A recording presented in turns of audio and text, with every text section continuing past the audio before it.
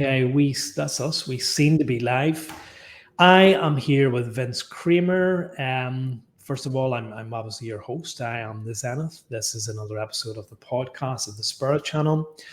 Vince Kramer, I'm delighted to have him. He is the co-creator of Imagine Miracles and Imagination Miracles with his wife, Mary. This was created in 2007 to help people create a life of wealth, happiness, and health in the personal growth field. Vince is a speaker, author, guide, teacher, and podcast host. And if that isn't quite a mouthful, I don't know what is. Vince is also an ex-pilot. He's going to elaborate a bit about that in a minute. But he's also a current airline pilot. And he also had a massive wake-up call that proceeded to turn his life around, and he became involved in the personal growth field around 2007. And Vince is also a channeler. He's a channeler of the energy dubbed the Round Table. Vince, very, very welcome to the podcast. How are you? Well, thanks for having me. First of all, Zenith, it's a pleasure to be here and to share with your audience. I'm in a really, really good place. This is a tough time in the world for us with the chaos of the enfolding and unfolding of the energies of the universe. And the chaos is tough for all of us. But, it's so heartwarming knowing that we're moving into a higher energy state. We're moving into a state of we consciousness and coming out of the I consciousness. So I can't be any better because I know I'm here to help with that. I know I'm supposed to be a part of all of this. So thanks for having me. Thanks for giving me an opportunity to share. You're most welcome, Vince. You are absolutely most welcome. Now, you just mentioned there's something that I wanted to talk about quite a lot later, and hopefully we'll get to that, about this massive change that's happening in the world and the turmoil that's currently engulfing us. And just in case I forget, I guess I just wanted to ask you, about this. Would you say it's just all part of the process? That I guess a bit like trauma, where we are involved in, I don't know, kind of trauma circles or groups, like whatever you want to call it, where this idea that we need to bring that trauma up, bring up that held trauma within us before we can release it. We need to address the trauma. And would you say that maybe this is what's happening on a global scale with the trauma, with the events that's happening around the world? Oh, definitely. I mean, everything in the world's a mirror of us.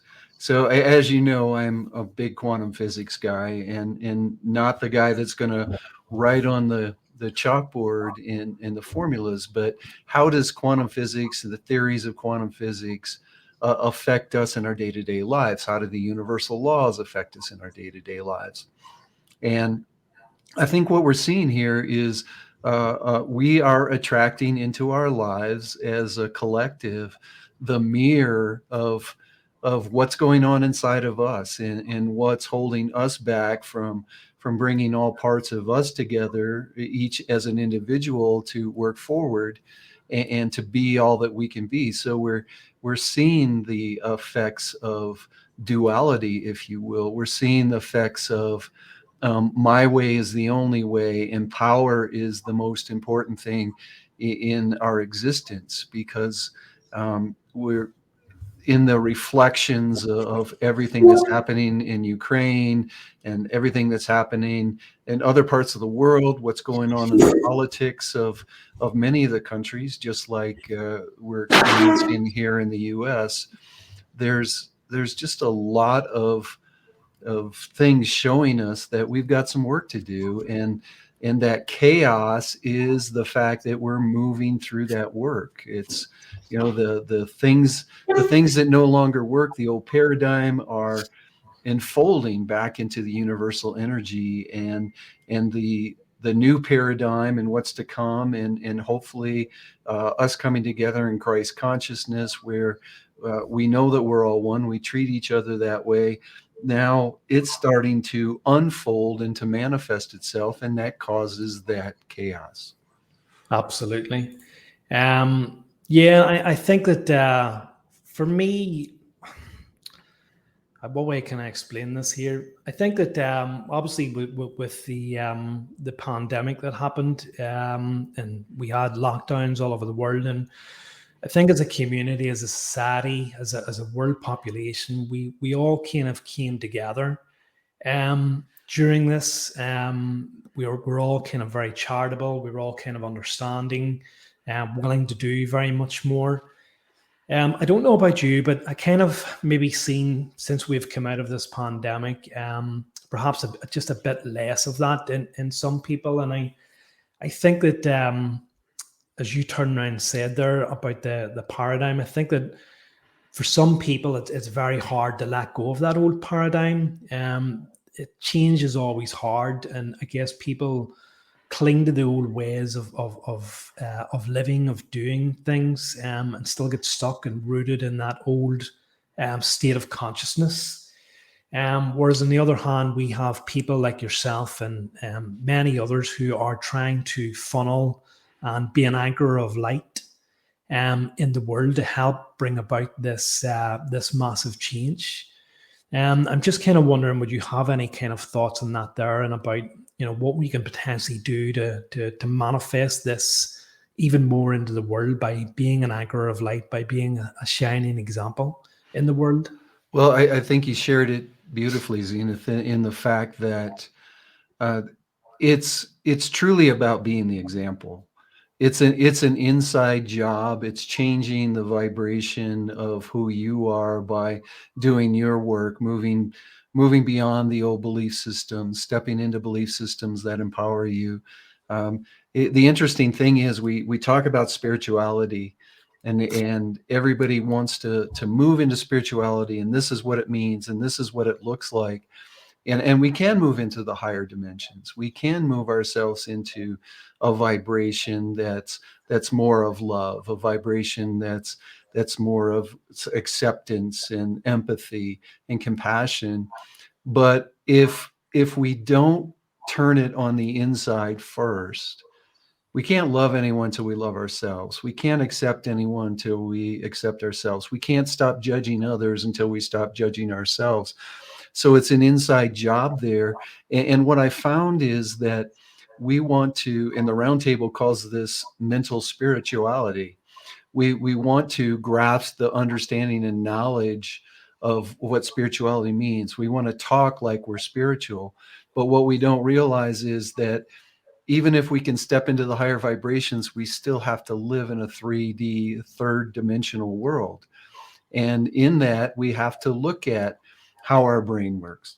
We have to look at how our beliefs work. We have to understand how we interact with people, not just energetically, but how we interact with them also on the physical plane. So, the other thing that we can do besides being the example and doing our inside work is then to realize that we have to bring it to this world in a way that's third dimensional, and in the interactions then we can share. um, it's learning about it really comes down to, and this is probably earlier than the conversation than you wanted it to go, but it comes down to understanding that we came into this world with a unique purpose, and we chose that purpose before we were ever born, and everything that's happened in our lives has unfolded to help us get to that purpose. Well, the things that are really important is when you, first of all, everybody thinks purpose is why, but the purpose isn't just why, it's who you are, the energy of you, the essence of you as you shine it out. It's the gift that you were given to bring to the world, but it's also the same gift that you're here to share. And that gift comes with all the gifts and talents that you developed through your lifetime, for all the things that we might call trauma, all the things that we might call wake up calls, but all the good times too. We've learned and we've grown and we understand different things, and we develop these great gifts and talents. And to truly make a difference in the world, we have to use those gifts and talents in alignment with the why. Everybody's like, okay, well, that's my why. But then what's the first question we say? Well, how am I going to do that? Because our whys are pretty big. Yeah. And then we say, well, how we're going to do it? Well, the answer is to go back to that second part of your unique purpose, the gift, because your gifts and talents are how you're going to bring that to the world. So be the example, and then learn who you are fully, learn what your unique purpose is, and then bring that to the world without any fear of, I'm not going to make money at it. It's not going to be accepted. If you can move beyond those fears, the abundance is going to come. Absolutely. Brilliant explanation of it. And yes, potentially a little bit sooner in the interview than I wanted. Before we kind of elaborate on that a little bit, I'd like to talk about your journey, where you've come from, because obviously you've spoke very eloquently there. And I'm sure a lot of people were kind of wondering, how you've got to this stage in your life. And it's obviously through many kind of hurdles. Now, just tell me, because I know that you're a current airline pilot, but are you also an ex-military pilot? I'm kind of an ex both now. I've retired from the airline world to pursue Imagine Miracles and the work that we do through our company full time. Just a little bit early, COVID gave me the opportunity to retire early. So it was step fully. But yes, I was also a military pilot. I flew in the U.S. Air Force for about 9 years, and then 26 at United Airlines, plus a few years at different airlines in between those two. So, so you want to know my journey? Yeah, sorry if I could just interrupt there. Yes, I know that I've actually read quite a bit about your journey, and it is kind of it is very interesting. And I know that what I've actually mentioned here is that you've said that it takes 50 years for you to become awake, and another 8 for you to realize your gifts and abilities. And that was obviously from you had a massive wake up call. You had 3 crises in your life.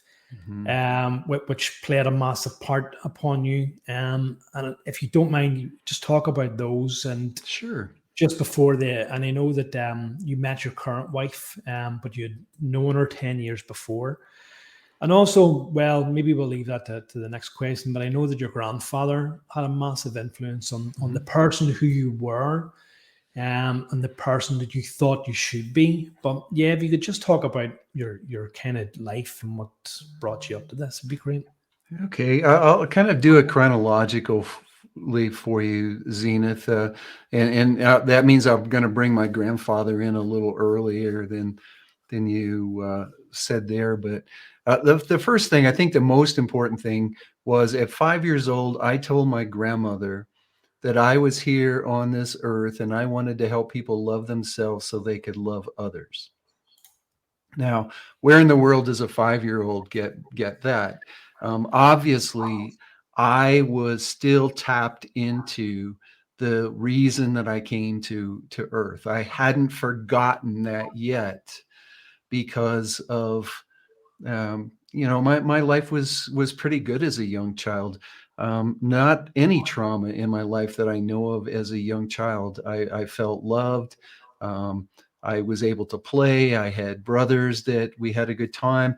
So up to that point in my life, there was no reason for me to forget why I came. So I still remember that spiritual purpose that I came into life. And then that's where my grandfather started to influence me, and it was actually the 3 most influential men in my life: my dad, my grandfather, and a neighbor. But my grandfather was probably the biggest one because I never felt I could get his approval, so I was always constantly trying to do things his way to get his approval. So he taught me how to be a man from the 1930s, 1940s way of looking at being a man. So compete, always be the best. You're never good enough. Always try harder. Big boys don't cry. If no matter how good you did, it's not good enough. He taught me all of those lessons, and I tried and I tried and I tried to be good enough for him to acknowledge me, and it never really happens. But I learned how to be a man his way, actually.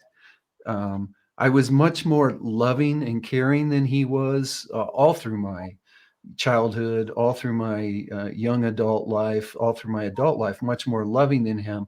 But I was always competing.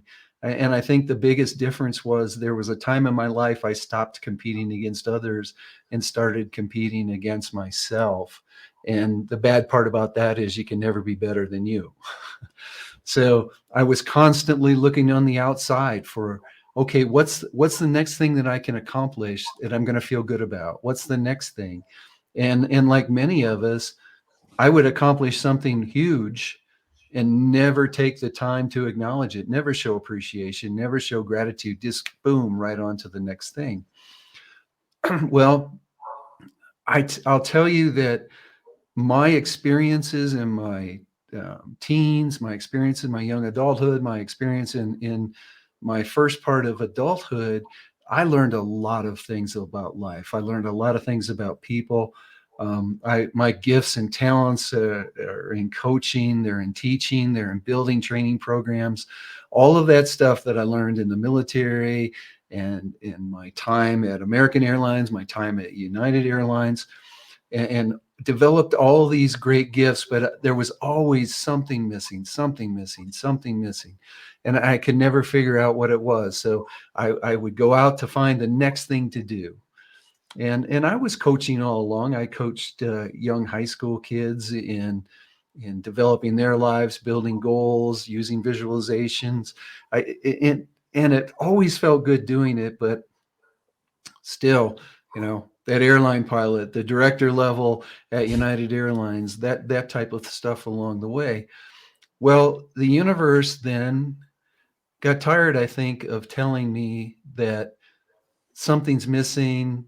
You're not as happy as you think you should be. All those wake up calls that are just conscious wake up calls. And the universe said, okay, it's time for you to start getting some wake up calls that you're going to pay attention to. So the first one, you mentioned 3 crisis wake-up calls. The first one was 9/11. I lost a good friend that day. I actually flew Flight 93 1 week prior. So if it was 9/4 instead of 9/11, I might have been in that smoking hole in Pennsylvania. But Grandpa taught me really well. I'm better than that. Um, I don't think I would have made the mistake or whatever happened. I justified it, and I think I held on to the lessons of 9/11 and the feelings of 9/11 more than most people, especially because I was a pilot and I did experience TSA and all those things that we have in the U.S. and all the security across the world. But it's still the message that I was supposed to get went away fairly quickly. So fast forward a couple years after that, and now United Airlines goes bankrupt. And in the bankruptcy, I lost 60% of my pay. I lost all my retirement. And it was, I really stopped believing in loyalty at that point, which was a very good lesson for me to bring into the work that we're doing through Imagine Miracles. But yeah, my dad's messages kicked in, my grandfather's messages kicked in, and I'm not going to live life different. I gotta make the money because it's my job to make sure that my family is financially taken care of. I got to go out and make the money because I don't have a retirement fund now, and that's kind of my report card, right? I need to get it to a certain age and have my retirement. So I went out, bought some pretzel businesses, was going to use that for my retirement fund. And Dr. Atkins comes in, everybody stops eating carbs, the pretzel businesses take a dive. And I'm not someone to just give up. So I worked harder and harder and harder, both at United and in the pretzel stores. And while that was happening, my wife decided that she was no longer happy and she didn't want to be married anymore. So wake up call number 3. And that's the one that got my attention. I finally started to pay attention there. Unfortunately, I stopped living grandpa's rules, but then I found another set of rules to start following. So I admired Jack Canfield, Jack's the Chicken Soup for the Soul guy. He's one of my mentors. I've learned so much from him. I've grown so much. He's actually the one that really helped me realize what was missing in my life was me. But I wanted to be him then. I wanted to stand on stage and share about goals and visualizations and the success principles. And things just never took off. They were good, but they never took off. And then my fourth wake up call, which was a good wake up call, as you mentioned, my wife Mary now and my business partner came into my life, and I had actually met her 10 years prior. There was an energetic connection, not an emotional one, not a physical one, an energetic connection that I couldn't understand. So I stayed away from her. But then 10 years later, we're both getting divorced at the same time. A mutual friend that introduced us the first time reintroduced us. And now she comes into my life and she starts talking about spirituality.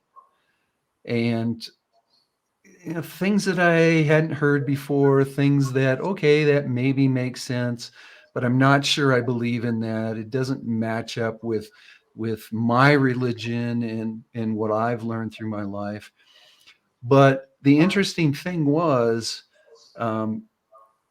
when I found out that I was missing in my life, I made a promise to myself that I would listen to, I would try, I would do anything that showed up in my life, and then I would make a decision if it worked for me or not.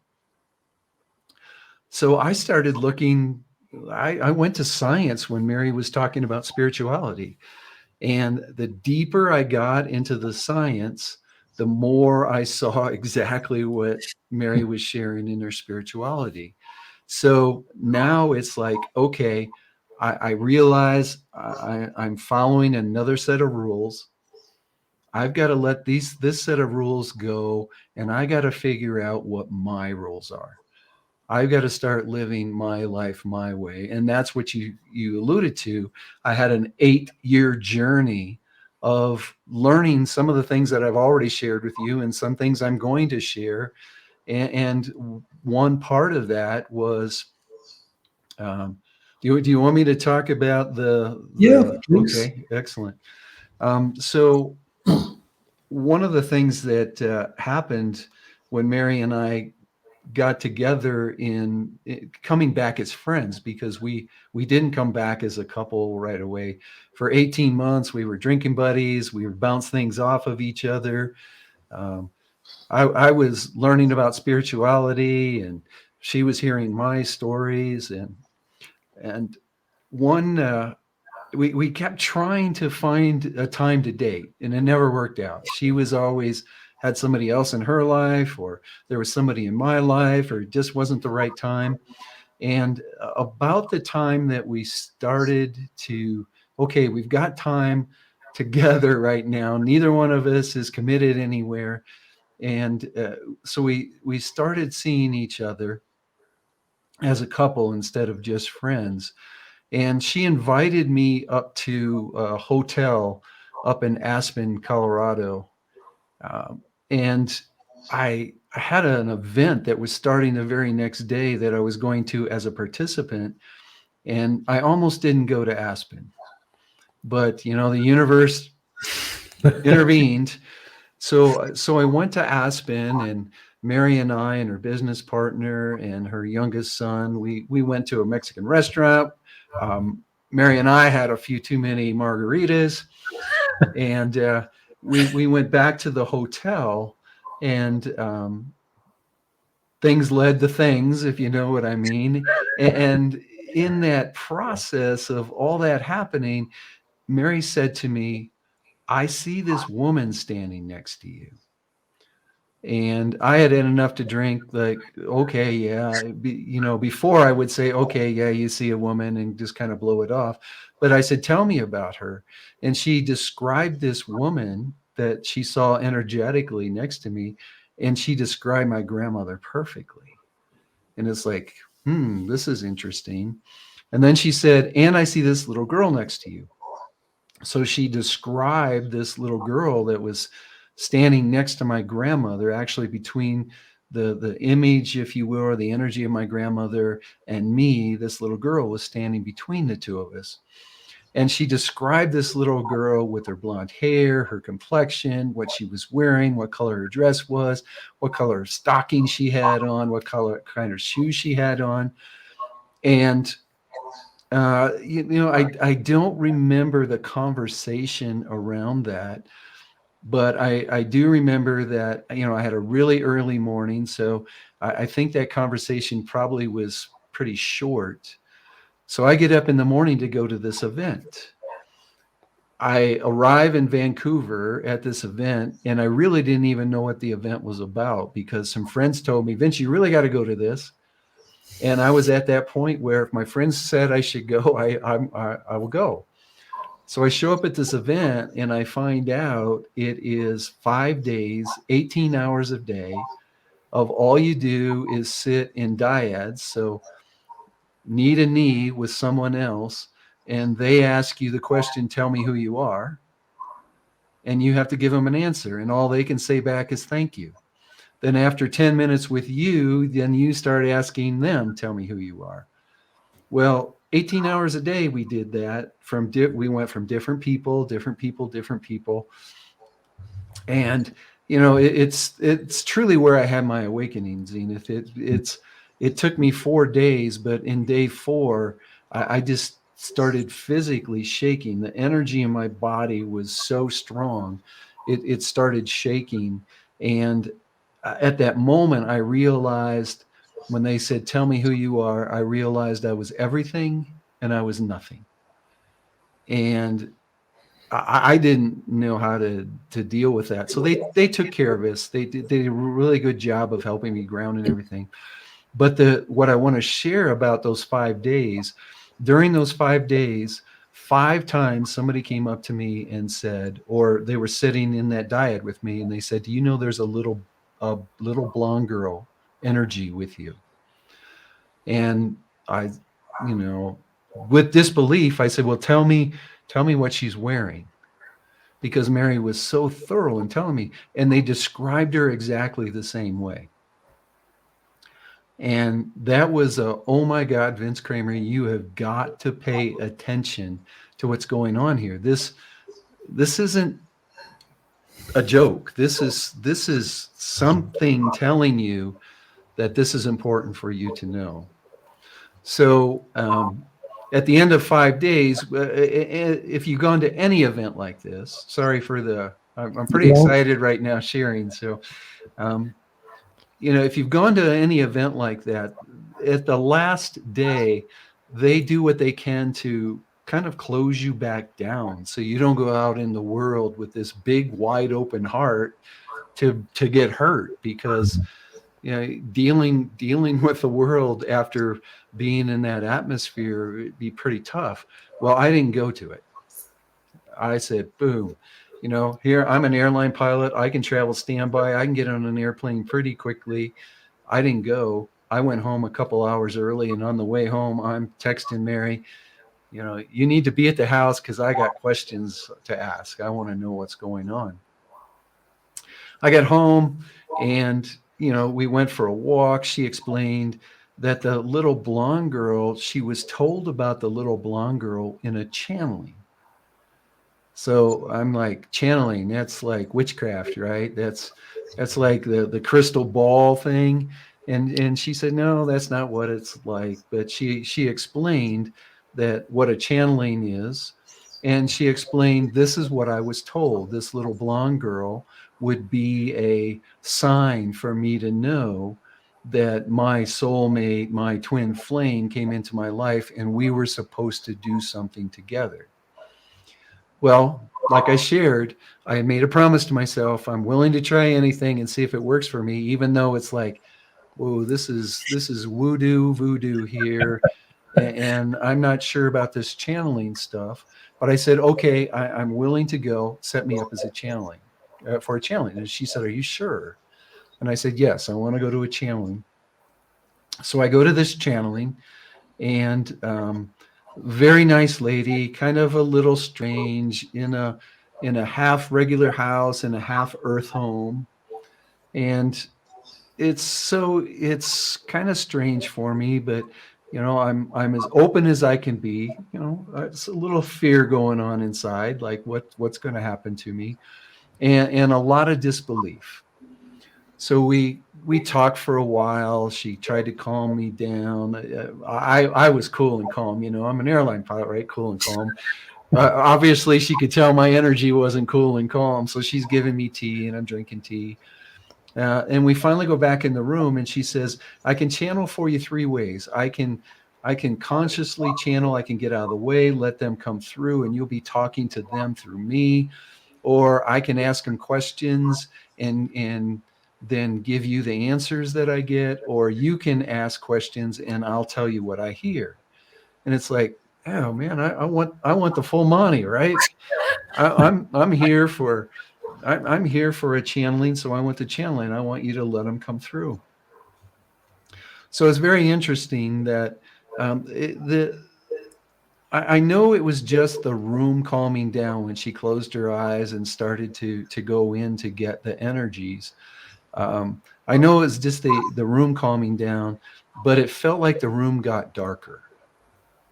And so I'm justifying, okay, there's clouds outside. They're coming up over the mountains. So that's why the room got a little bit darker. So I justified there. Then I'm watching this lady, and her posture changes in her chair a little bit. It seemed to me like her facial features were changing just minutely. And it was like, wow, this lady's a great actor. Justify, right? Great actress. She's doing well. She starts to talk. She had a deeper, more raspy voice. Wow, what a great actress. So, justify, justify. Um, that first energy that came in introduced himself as Archangel Michael. And he talked about my childhood. He talked about how life was going right now. Just trying to help me understand the journey I've been on and why I was on the journey. Once again, oh, okay. Well, Mary told her about my childhood.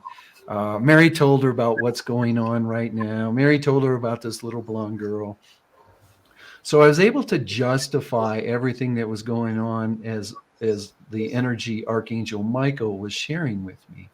But at the same time, I have this curiosity, and I didn't realize the energy in my body at the time.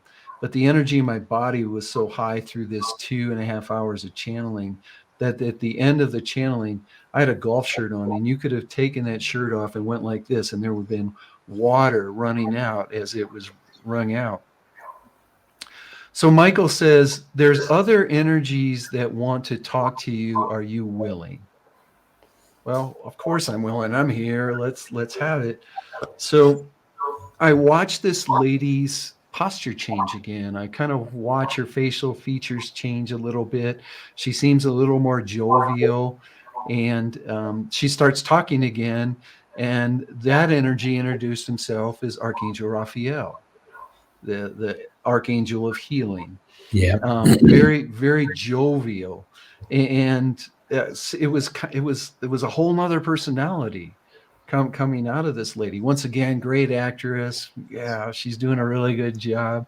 She's got me sold. I'll have other people come talk to her because she's so good, type of thing. Well, Raphael started talking to me, and he said, I'm in your life right now because you are here to heal hearts and open hearts. But you have to heal and open yours first. And I'm going to do it. I'm going to help you on that journey. And I'm going to do it with red-haired, blue-eyed people. So Mary's oldest is red-haired, blue-eyed. There's 3 other people that have come into my life recently, red-haired, blue-eyed. So, oh, Mary told her, red-haired, blue-eyed people. And then Raphael said, as an example, do you remember walking through Walmart last week? And a little boy stood up in his stroller and was watching you, and he wouldn't take his eyes off you. And he followed you through the store, and he fell out of his stroller, and his mom caught him just before he hit the floor. And yeah, I remember that. And he said, that little boy had red hair and blue eyes. And it was the holy shit moment. Pardon my language, but it was truly a holy shit moment, because the mother knew, I knew, and that little boy knew. Nobody else knew of that experience. And it was in that moment, it was, if you believe this or not, it's obviously real, and you need to pay attention. So the next, it was probably another hour and 10 minutes or so of channeling. Ra, the sun god, came in, and another energy, a red energy, which we know, Mary and I know now, was Kuan Yin. But at the time, all we knew, it was a female energy. So those 4 energies shared all this information with me, more than I can remember. The vibration was so high, just like waking up from a dream. As soon as your vibration comes back to relatively normal, everything's gone. That's kind of what happened from that point on. But before we ended it, Archangel Michael said to me, the 4 of us are going to come to you and start giving you information that you're supposed to bring to the world, that you're going to put in your programs that you offer. And when you hear a voice in the middle of the night, we want you to close your eyes if they're not already closed. We want you to look up. And if it's blue, it's Archangel Michael. If it's green, it's Raphael. If it's yellow, it's Ra, the sun god. And if it's red, it's this female energy. And from that point on, just about every night for 5 years, maybe even a little bit longer than 5 years, that energy came in. And I would wake up and I'd have all this information, and I would take notes and I would jot it down, very similar to what you've done. And then I might as well keep telling the story. We're on a roll. And then after so long of waking up at 2 a.m. or 3 a.m. with all this information and taking notes, Mary finally said to me, Vince, you're an airline pilot. You can't be waking up at that time of the morning. You've got to get your sleep. So would you be interested in trying channeling yourself? And I said, nope, not going to happen. And for about a year, she would bring it up every so often, and I would tell her no. And then I finally got to a point that's like, okay, yeah, I'm tired. I'll try it. And my first try at channeling was ugly at best. I mean, when the energy came in fairly quickly, but when it came in, my body could not handle it. I coughed and hacked and wheezed, and it was just tough to even let the energy come in. They were raspy throughout the channeling, but Mary got information, and she was so excited because I actually brought the information in, something that just years ago I didn't even believe in, and just days prior to that I wouldn't even allow myself to try it. But then I started channeling for Mary on a regular basis. And then some amazing coach came into my life, and she asked me one day, when are you going to start being authentic? And it's like, what the hell are you talking about? I'm one of the most authentic people I know. I don't hide anything. And she said, well, then when are you going to start channeling for the world? And that was, what, four years ago now. And that's when I first started channeling for others. So we do a monthly free channeling now.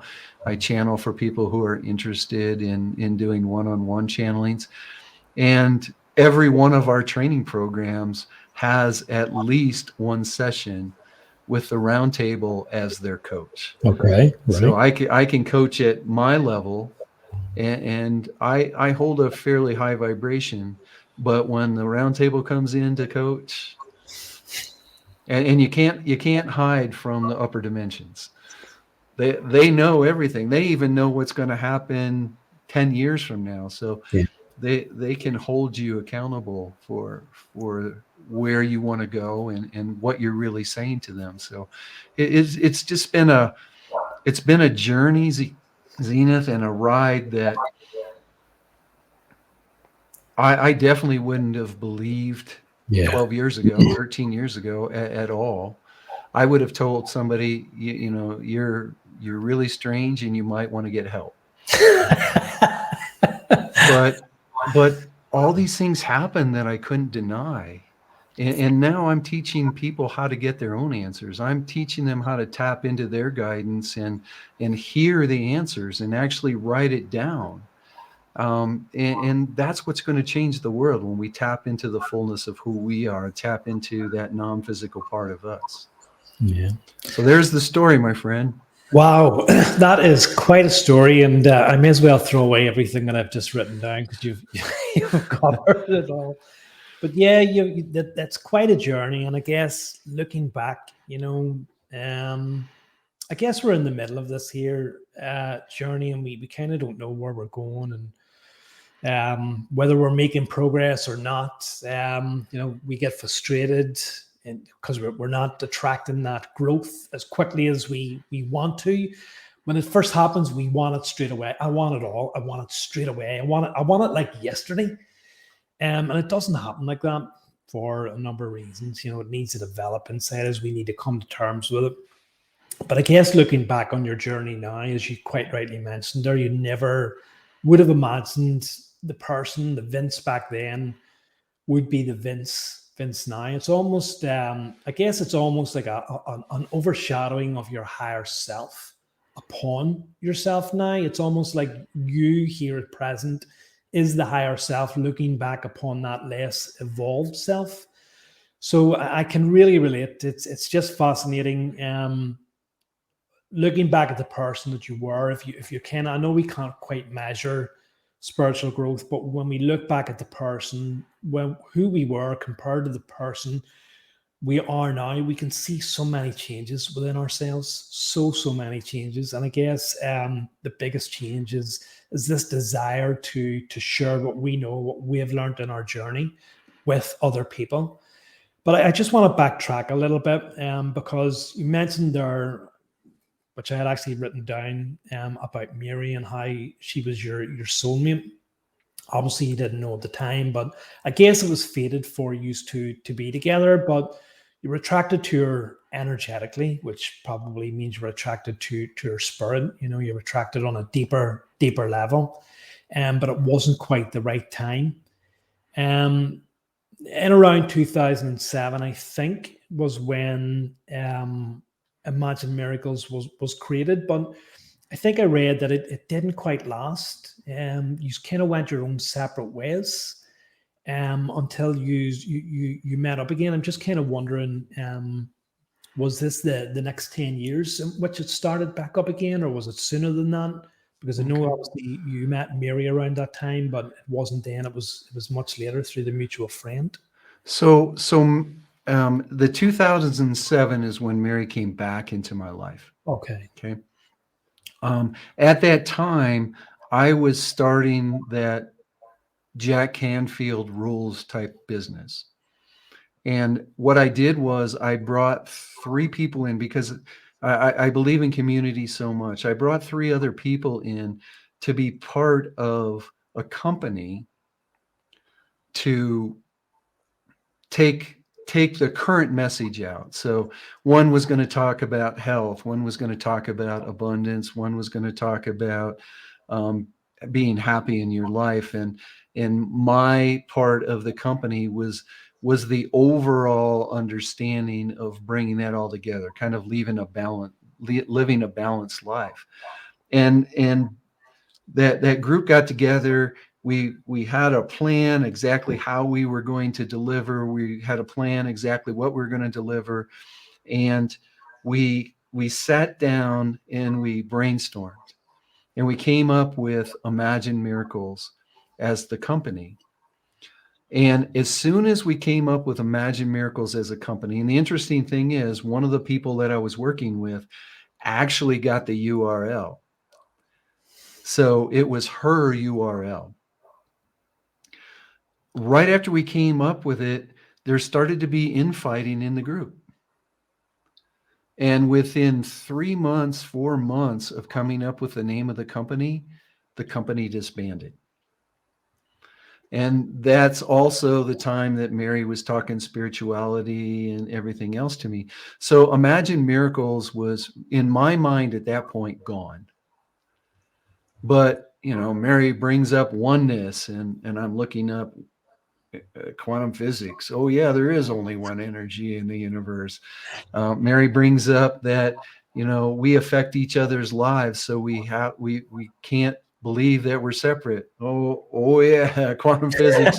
Quantum physics says that we affect each other, and each person affects us, no matter how far they are around the world. And it's like, oh, okay, yeah. So I started doing the work, and I started attracting mentors in my life. Joe Dispenza, Bruce Lipton, Greg Braden, Debbie Ford. I would attract these people in so I could learn about the brain. I could learn about the body. I could learn about energy. I could learn about beliefs. And what happened was, I was told by the round table, and we all know this, you can't stand on a stage, or you can't coach someone about being something that you aren't yet. So the 8 years, it wasn't quite 8 years. I think it was 6 years, and Imagine Miracles actually came back. I was able to get the URL and everything else, but it took me 8 years total to do a lot of the work that I talk about and share. A lot of the work that helps you realize who you are, realize why you're here, uncover the gifts, go back and find the gift in everything that happened in your life, no matter how much a victim you thought you were in it, or how big the trauma was, the amazing gift that's in it, and uncovering it.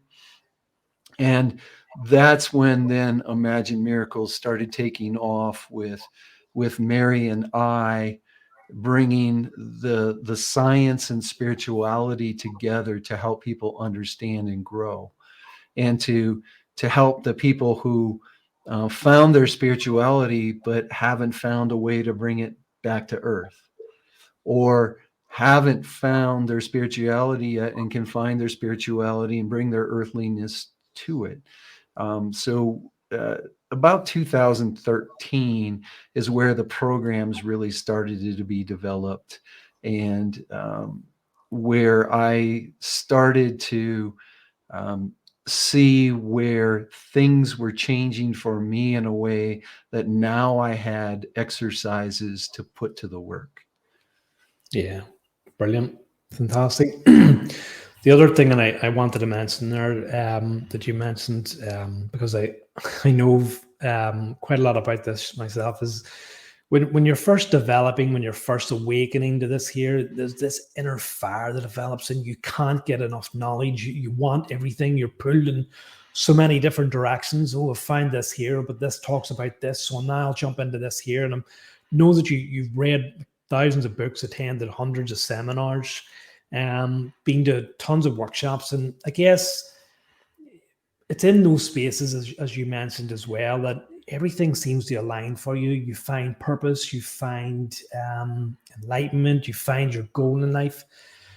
But when you leave those environments, it's kind of like, well, the vibration goes back down to the old kind of Vince, the old kind of Zenith.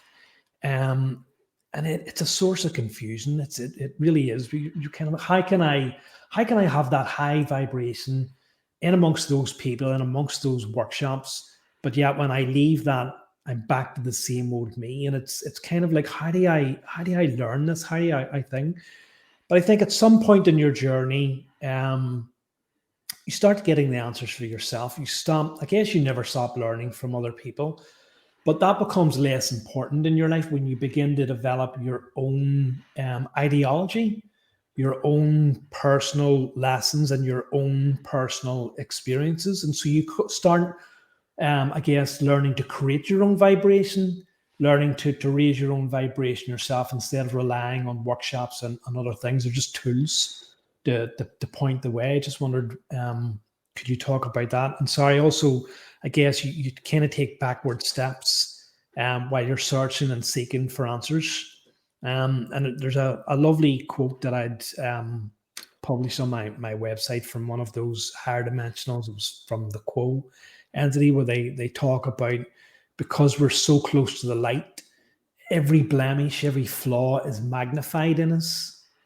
So I just wondered, could you maybe just briefly talk about that as part of your journey? Because I'm sure there's a lot of people watching this would be interested and kind of lost and confused and wondering, how do I progress with this? Excellent question. Briefly, I'll try. So one of the things there you really brought up about 8 concepts through what you just asked there for me. I think when we talk about workshops and the high vibration in the community, what I found through that is that, and that's why we provide it at Imagine Miracles. It's not a one and done. You're part of the community from now on if you go through one of our programs, because it's hard to even if it's not spiritual information. If you go into a self-help program, you go to Tony Robbins, you go to Jack Canfield, you go to these guys, and they put you in the space of bringing your thoughts and feelings in alignment with who you've already created now. I mean, as soon as you have the thought, as soon as you have the feeling, as soon as you're in that energetic environment, you have created that in your life. So that high vibration is supported, as you say, by the group around you, but your vibration is there. And then, yes, as we go back into the real world, if you will, we do move. One, our vibration is going to drop a little bit because it's not used to being up there. We don't know how to hold it there, so it's going to drop naturally. But then we go back home, and the people in our lives, they really don't want us to expand for fear Mhm. that you might leave them, you might not be around for them, fear that they might have to do the work themselves, fear that they can't do the work. So in a lot, and it's not conscious. I'm not saying you're going home and your spouse is going to say, "Okay, I'm going to pull you down because you're not going to." It's subconscious. It's our subpersonalities that are worried about change. Where our personality, our main personality, is not worried about change. It's the subpersonalities that are trying to hold us back from the change. So the thing that I believe in these workshops and everything is, you have got to find a community and stay in that community, because the community is going to help you hold the vibration up. You're responsible for bringing it up, but the community will help you hold it up. So that in itself is huge. Um, Yes, I agree 100% that after a while, but you have to do the work, and you have to understand energy. You have to understand how you can support yourself. I mean, we've got an exercise that we give in our year-long program. It's called the WOW exercise. And it's just to help you go from a lower vibrational emotion up to the highest emotional vibration you can hold at the time, just to bring your vibration up some. You have to learn how to work with your energy. You have to learn that essential oils will assist your body in the higher vibrations. You have to know that you might, if you sing in the shower, it's going to help you bring your vibration up. So it's learning about that. But the interesting thing is, um, it's I don't feel it's my own ideology. It's me learning to tap into the divine knowledge. It's me learning to tap into the knowingness of the universe. It's it's truly raising your level of awareness. Is what? Raising your level of consciousness. So moving into a higher consciousness. And then uh, you can know. It goes back to this mentality thing. You can mentally know the different concepts that are higher consciousness, that are higher awareness. But if you're not holding those concepts in your mind at the time, and your mind is only what you allow in it at the time, then you're still not going to come from a higher consciousness. You're still going to come from the lower. So it's the name of the game is know your purpose and learn how to master your mind. Because once you hold in your mind what you want to empower you and to empower others, then you're invincible and your vibration is going to stay higher. Fantastic. That that really is brilliant. I could just feel the changes in the energy there as you're speaking. So, excuse me a second, like compose myself. Ooh. um. Oh, what was I wanting to ask you there? Yeah, I guess it's like an analogy. It's like a space shuttle.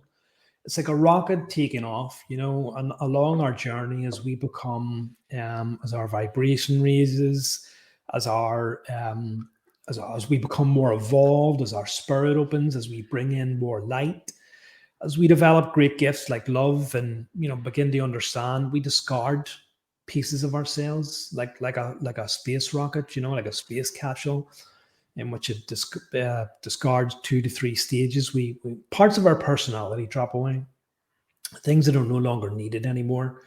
And I guess it's not an easy journey. I guess this opening, this spiritual development, people seem to think, oh, it's an amazing thing. It can be very hard doing that inner work. It can be very hard to understand what you're going through, to try to break old habits that have held you down, and old paradigms, and to go through energy shifts. Sometimes we feel on top of the world. Certainly, there's times there what I feel, I've got it. I've got it. Nothing's going to knock me from my journey. I am ready for ascension. Take me now. And then a day or two later, it's bang, it's straight back down to earth. It is, and I guess those times are times where we have to realize that we have more inner work to do. I think that there's times where we think we've ascended the mountain, but when we realize, or when we have ascended that mountain, we look and we realize there's yet more peaks. So the journey never ends, I guess. And I wonder if there's something that you could talk to about that. Oh my God. So I've got three things I want to talk about here. Your questions are so amazing. So thank you. Let's do them in reverse order.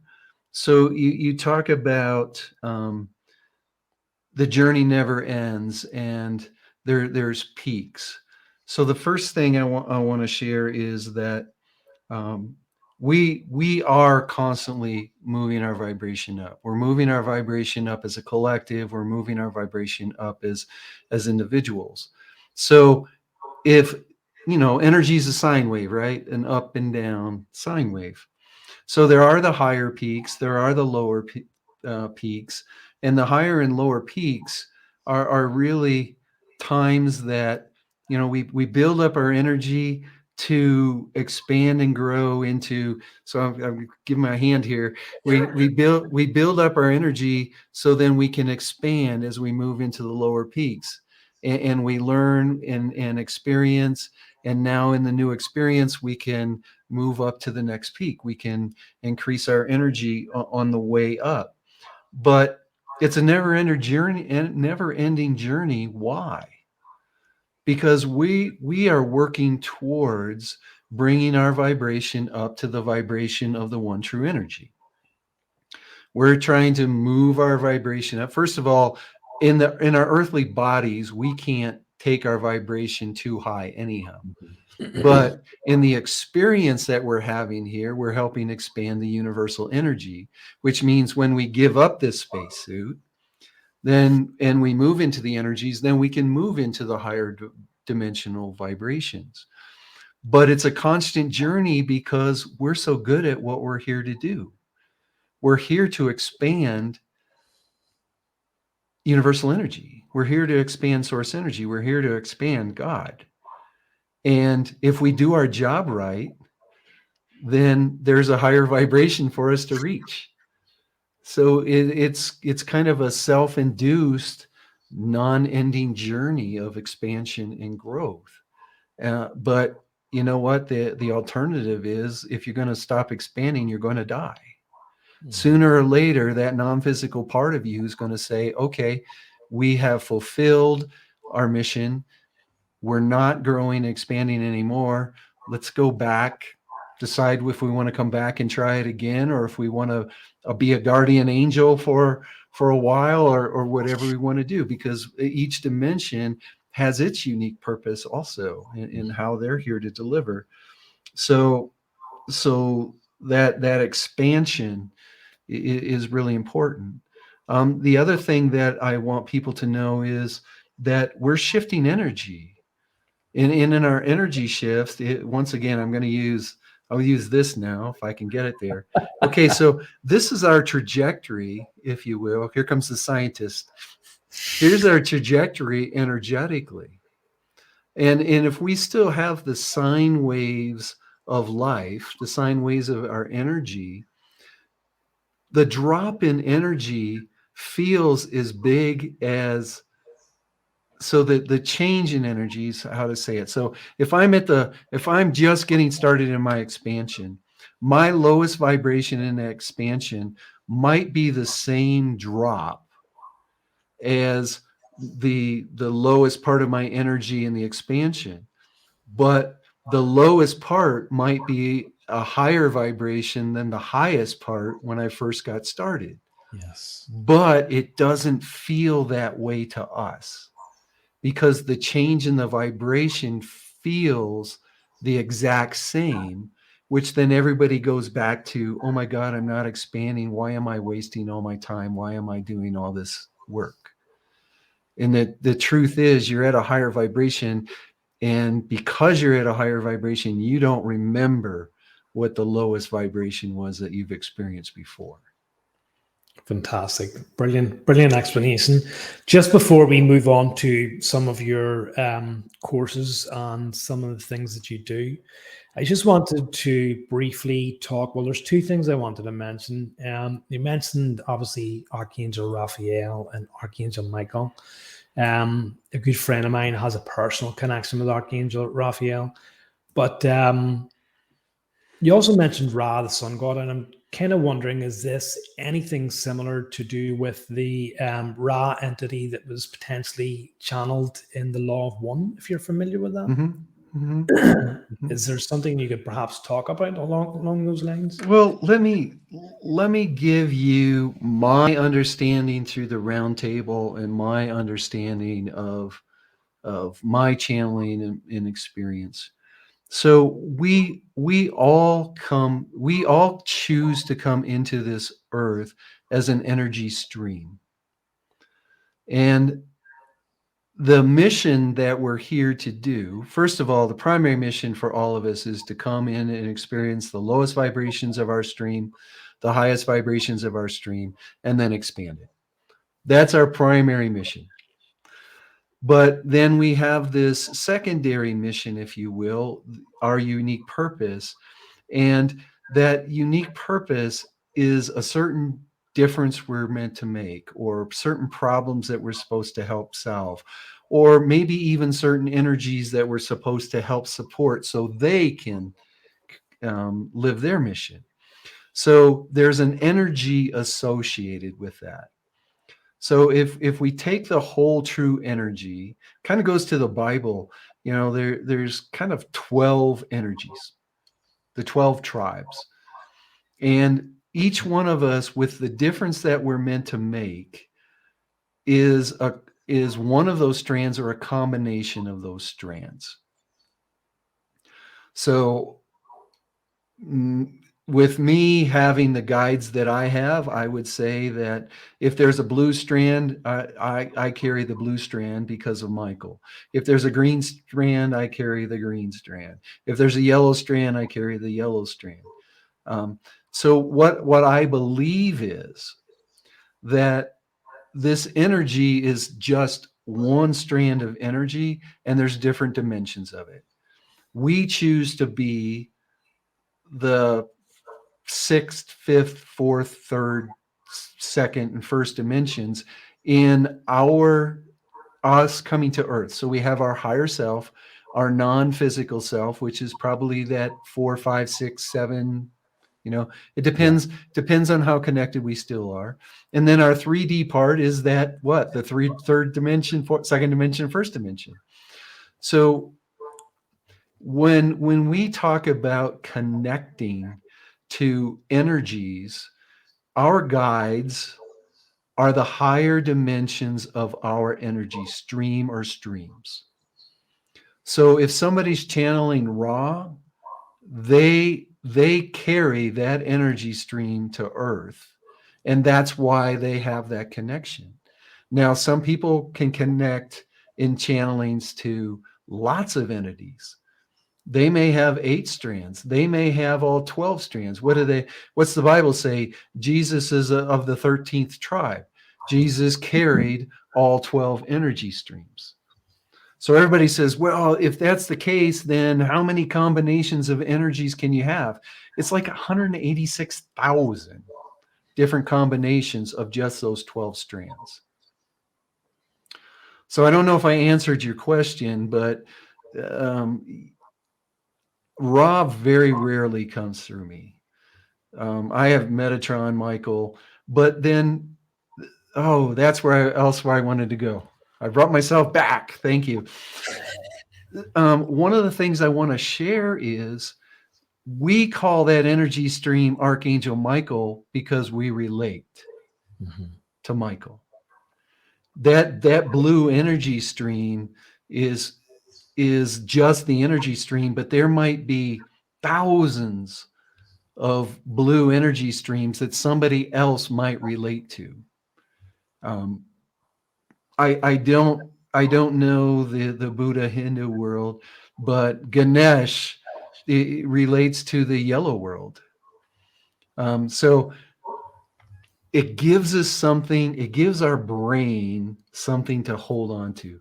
Okay, it's Archangel Michael. I grew up Catholic. I can hang on to archangels.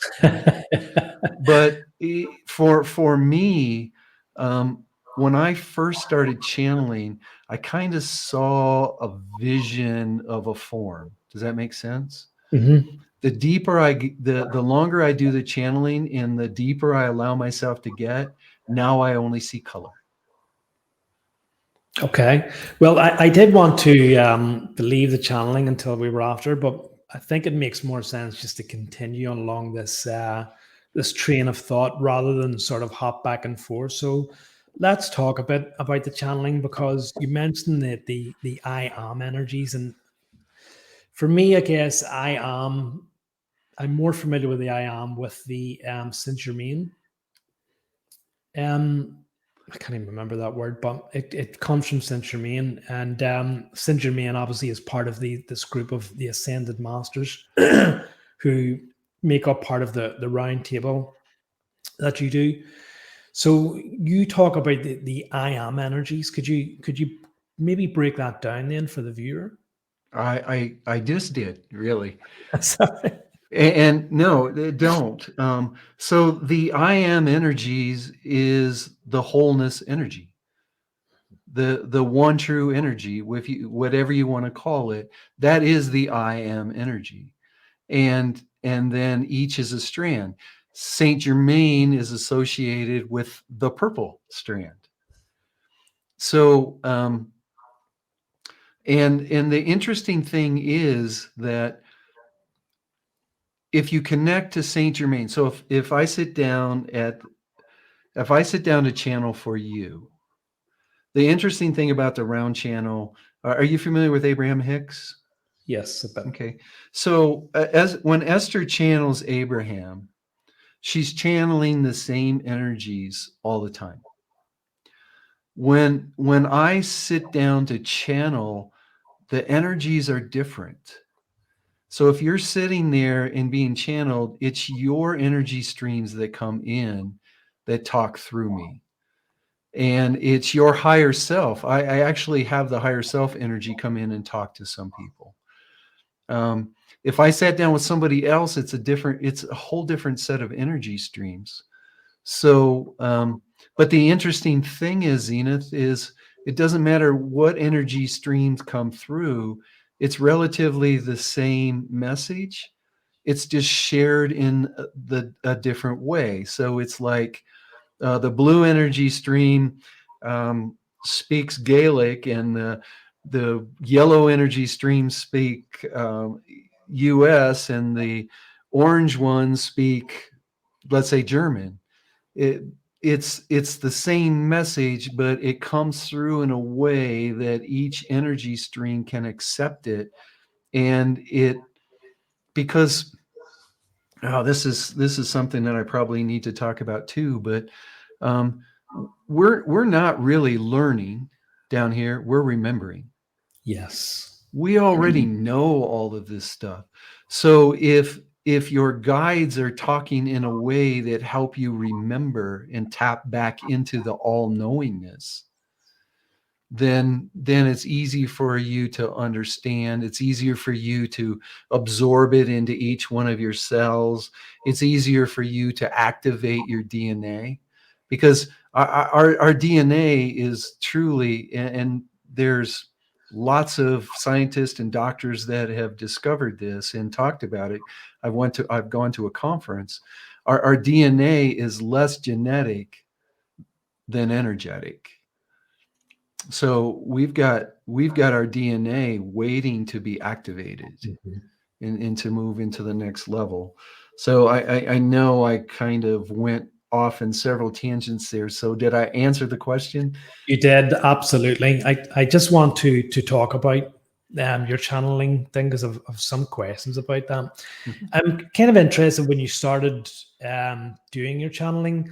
Did you immediately connect with the energy that identified itself with the round table, or was it a trial and error experiment of just bringing through messages without any identification? At what point did that happen for you, where this energy came through and identified itself as the round table? Okay. Okay.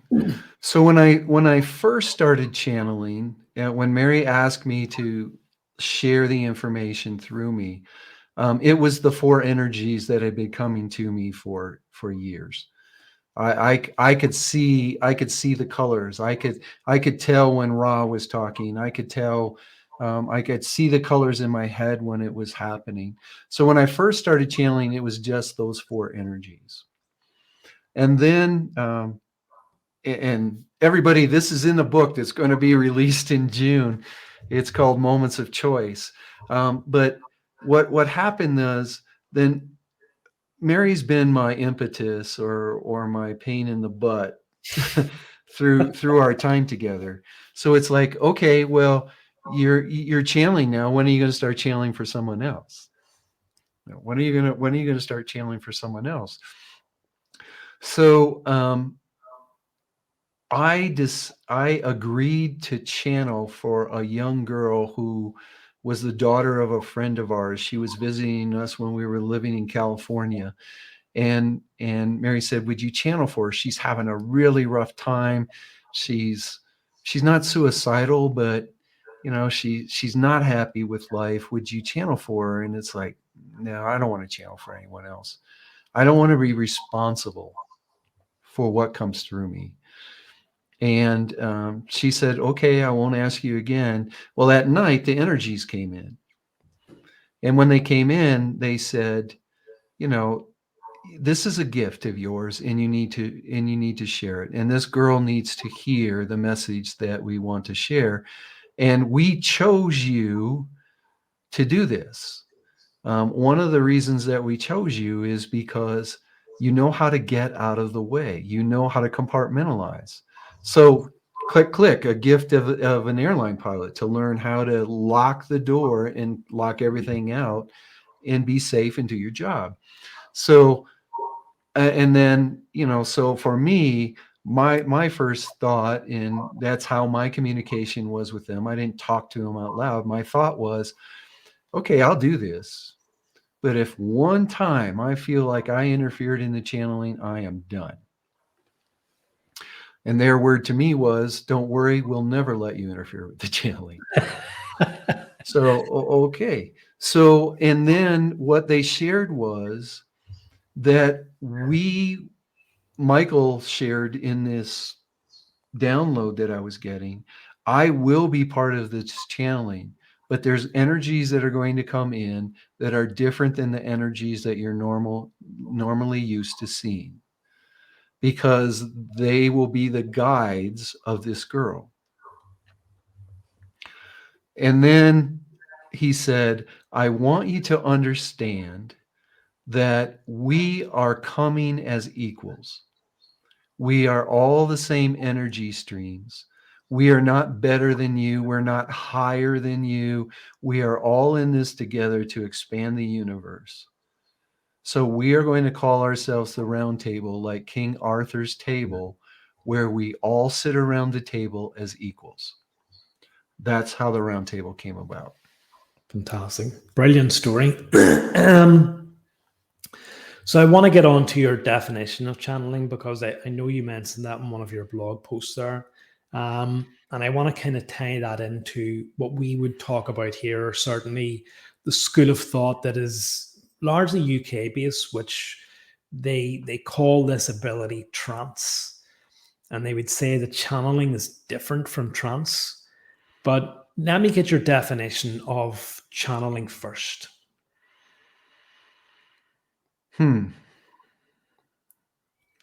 Well, for me, I'm willing to call it channeling because I'm a tube. I have learned to step out of the way. Most of the times I can hear what's going on, but I might not vibrationally be able to hold on to what's going on because they come through at a pretty high vibration. But I am a channel of universal knowledge. I'm a channel of divine wisdom, and it flows through me. I'm able to step out of the way. Clear, because I don't interfere in any way. Conscious, because I'm aware most of the time. The only time I'm not aware is when I start to have my own opinions on what's coming through. And then it's not like, when I first started channeling, and one of the reasons I didn't want to do it is because I was always told, well, they take you out. You go to someplace else and you're learning while the channeling's happening. And it's like, no, I don't want that to happen. I first of all, you're giving up parts of your life. So I don't want that to happen. But what I've learned is they don't really take us out. They just raise our vibration so high that we can't get it. It doesn't resonate with us. I mean, when I get taken out of a channeling, my vibration's so high that tears run out of my eyes because all I feel is love. I feel love at such a level that I just can't hold it in my body. The tears just run down my face. So that's my definition of channeling. Yeah, it is very interesting. As I said, it's just in a kind of UK based environment, they talk about trance, and sometimes because as you know, I'm a developing channel to a developing trance channel, whatever you want to call that, and they talk about maybe a few different levels. Obviously, the conscious channel, but first of all, they would talk about channeling as done, which is inspirational, which comes from the higher self. Then they would talk about channeling, and they would talk about like a deep state of trance in which you're almost unconscious, in which you feel those higher dimensional beings come so close into your vibration that you are locked into place. So they would say that that's the kind of highest form of trance. And I'm just not too sure that I sort of agree with that. Who am I to say after overthrowing 100 years of trance channeling? But I think that just maybe times have moved on. And I think that perhaps the definitions of trance, the definitions of channeling, maybe just aren't quite the same as perhaps they would have been in those days. And I think that you're right. It's just different levels. It depends on the level of entity that you can hold, and the level of your channeling, how advanced it is.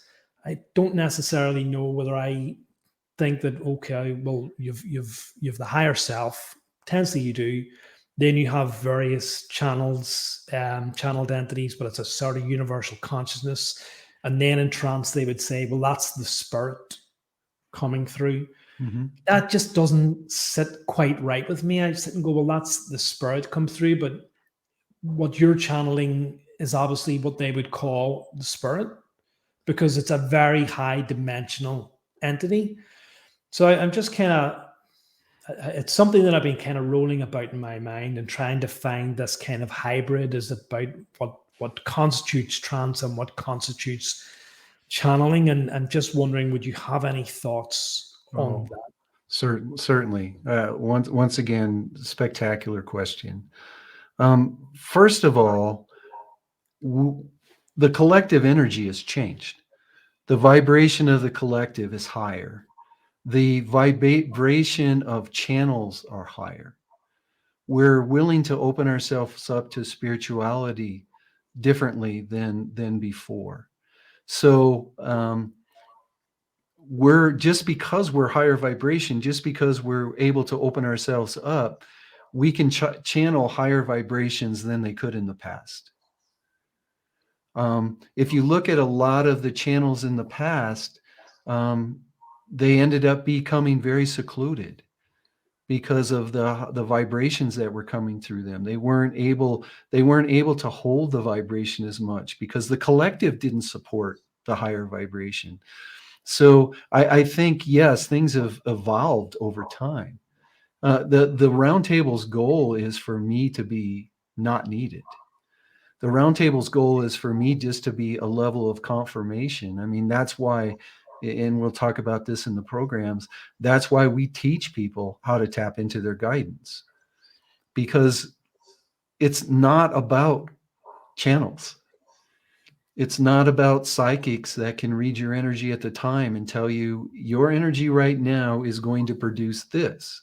I mean, that's what a psychic does. Read your energy and tell you this is what you're going to manifest in this current energy. And we can all tap into all of that. So we're all expanding. People can take things differently. I think one of the reasons that I ended up bringing into this world a gift that was going to be channeling is because who in the world would think a military pilot that's been to war, a football player, a guy who's 6'5", 240 pounds would be channeling these energies in, because it's just being the example for all of us to know that it's coming.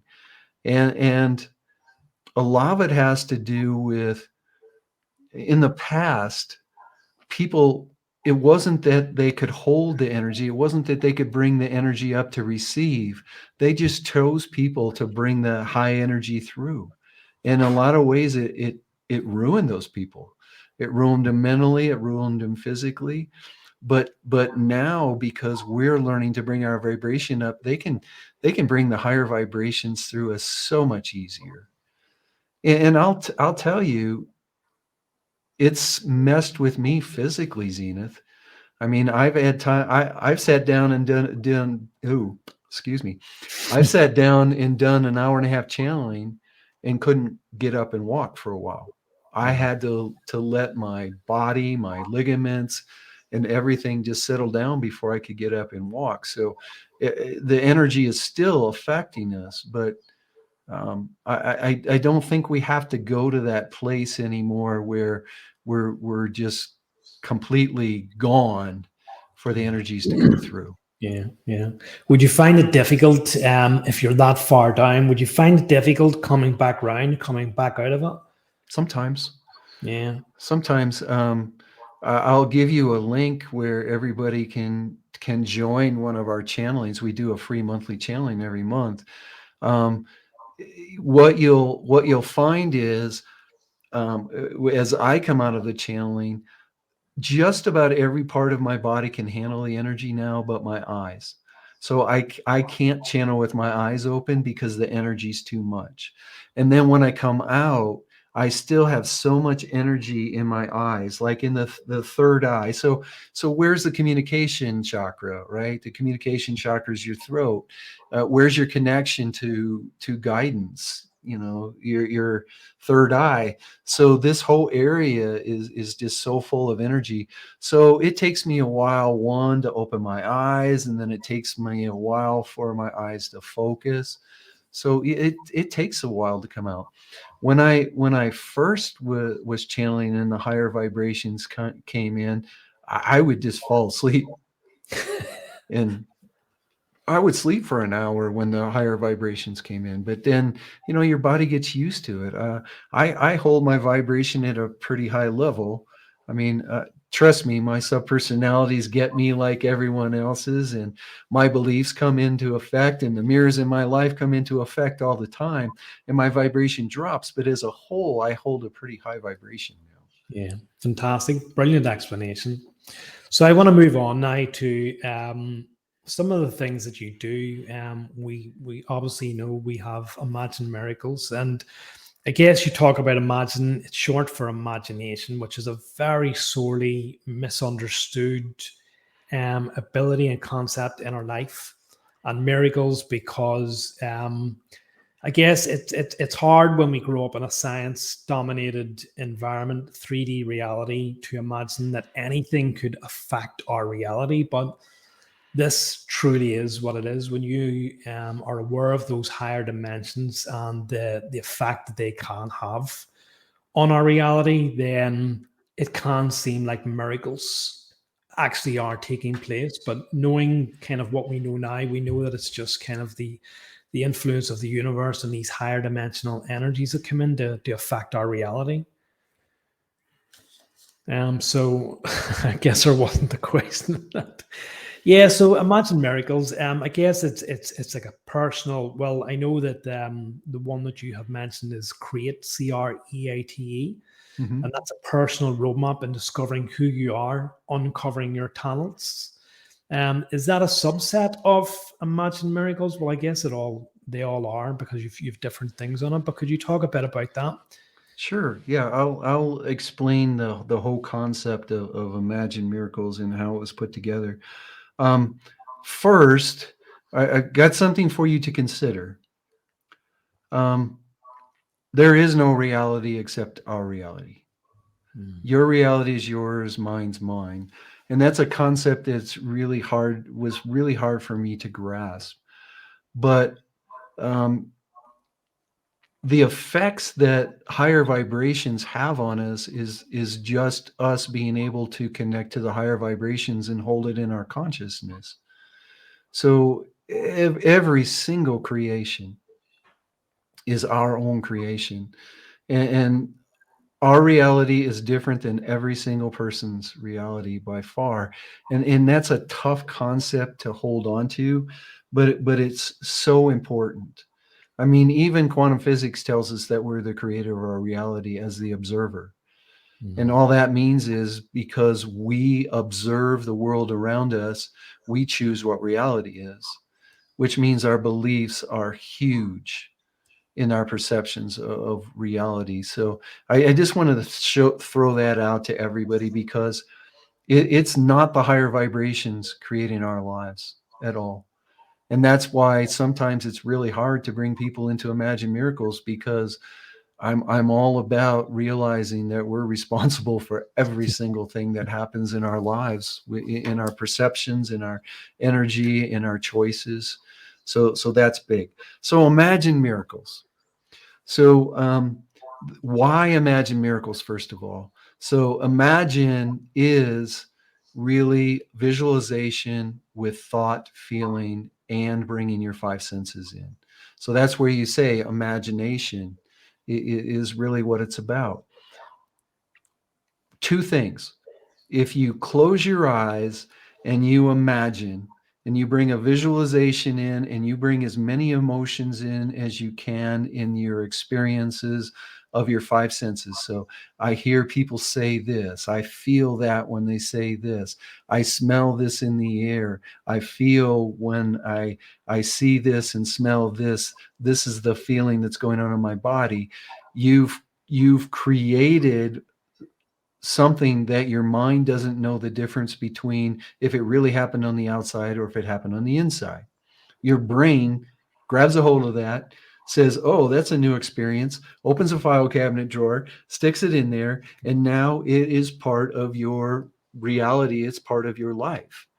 But also, the universe speaks in electromagnetic waves. Your brain is electromagnetic, and the thoughts put electromagnetic out. Most of them electro, some magnetic. Your heart puts electromagnetic waves out, mostly magnetic, some electro. So if your thoughts and feelings aren't in alignment, you're not going to create exactly what you want. You're going to create something because we are always creating. All the crap in your life, you created. All the amazing things in your life, you created because we are truly the creators. So, how do we bring our thoughts and feelings together? So, that's what imagine's all about. That's why we use the term imagine. A miracle, we have a different definition. Through an act of love, sharing your gifts and talents in a way that others can share theirs. And the miracles that happen in our lives, if you look at just go to the Bible, you don't have to believe in the Bible, you don't have to believe anything else, but read the stories about Jesus's miracles. Mm-hmm. He was using his gifts and talents to help others. That's where our definition of miracle came from. Just using your gifts and talents through an act of love. Yeah. So imagine miracles. So then all these downloads over the years, Zenith, all came to it's Vince, you can go out and channel and you could be a famous channel like Abraham. You could be a famous channel as Paul Selig. You could be a famous channel, but your gifts and talents are in alignment with taking the guidance and helping people live it in the 3D world. You know, I said that all through our lives, we develop gifts and talents. I've been training my entire life. I know how to write a lesson plan. I know how to train. I know how to spend 10 minutes with you and know how you learn. So it was for me to, okay, this guidance that I've got, some of it's out there already. Some things of guidance I've got isn't out there yet. I say some things sometimes in our classes. It's like, where did that come from? Well, I'm telling you, that's the way it is. Well, where can I go read more about it? You can't, but that's what I chose to come through. So when we started looking at the materials coming through and I started tapping into guidance and saying, okay, well, if that's what I'm here to do, then I'm really here to help people remember why they came into the world, to uncover your unique purpose. Mm-hmm. And then, so we call that discover. Then, okay, you know why you're here. How do you live it and what's going to try to get in the way? And how do you move beyond what gets in the way? We call that create. And now, okay, you've created that life. How do you live it? How do you bring the universal laws in? How do you bring the quantum laws in? How do you understand the energy of you because 88 days before you were born, you took a download of universal energy as a being. Mm-hmm. The day you were born, you took another download of universal energy. That energy is who you are and how you're going to live your life. And then we're born in this 3D earth. We needed an operating system to be able to operate with other people, to interact with other people. So then we developed a personality. So there's two things that we have to understand and know how they come together. The personality we develop, and Mary and I use the Enneagram to help people understand that. But then the energy of you and how important it is to understand the energy and how you mesh with others and how you, and we use human design. And we actually use Carrie Curry Parker's quantum human design to help people understand that. So for the Discover, I created the Your Unique Purpose formula. It's 5 questions. Who am I? What do I have to offer? Why am I here? How do I live my purpose? Now do I know it? And where am I right now? Because you need an origin to get on your destination. And through that, we teach people I use 4 different ways. I've got some others, but I use 4 different ways to teach people to tap into their guidance. Because I can make you a great Vince, but I cannot make you a great Zenith. You have to find your own answers to make yourself the fullness of you. So that is the Discover part. We use Your Unique Purpose formula to do that. Then in Create, we use the Create model. So 1, I teach you how to create. I teach you how to use your thoughts and feelings. I teach you how to bring that in. I teach you how to use intent to master your mind. I teach you how to use allowing to keep you from self-sabotaging all the time. And then the next thing is, okay, you know how to create your life. Okay, how do you keep your vibration up? How do you bring your vibration up to match what you want? Because yeah, you can put the energy out there, but if you don't maintain it, you're not going to create it. So we teach you that. Then we teach you how to uncover your shadows, how to uncover your beliefs, how to talk to your egos, because it's not about getting rid of your ego. No matter what you've read in any book out there, you're not going to get rid of your ego. You got to become a friend with it. You got to become a partner. I've got to a point where my protector, the one that kept me safe from people trying to get me, now calls itself the executive assistant, and just kind of lets me know who's coming through the door, which is great. You know, I've got a partner through that. And then, okay, how do you empower yourself and others once you know all of this stuff? And then it's about the community that you surround yourself with. Are they talking the same way? Are they like-minded? Are they like-hearted? So that's what the Create model is. And then we step into the understanding of energy really deep in the live part of it. And I use quantum thought for that. So step into the deepness of it. Understand your energy and how it works. Understand the people that you need to attract into your life to fill your design, because you're designed as a puzzle piece, really. We're all designed with those 2 influxes of energy of this puzzle piece, and we've got to find how we put ourselves in the puzzle, so now all these other puzzle pieces can fit around us and make us that much more powerful. So those are the steps. And then we have workshops and everything. One of the most important workshop you could think of is, what do I want? Well, I have a what do you want workshop, because 1, we don't know what we want. We always know what we don't want. Mm-hmm. And even if we think we know what we want because marketing's helped us, other people's told us what we should want, we see these successful people and we see how their life is, and if I mimic that, because that's what we've been taught, right? If we mimic that life, then we're going to experience the same thing. And the truth through all of that is, once you know why you're here, now choose your wants around why you're here. Because you want to talk about high vibration, live your purpose. And if your wants are all around your purpose, and that doesn't mean you can't want a really nice car or a really nice house. Mary and I bought a big retreat center because during that time of our life, we wanted to bring community together. We had a really, really, really nice place to live. And it was in alignment with what we want, but it was also in alignment with who we are. And then when it was time to release it, we released it, let it unfold right back into the universe. So that's what Imagine Miracles is as a whole. It's really, I'm here truly to help people love themselves so they can love others, just like that little 5-year-old knew.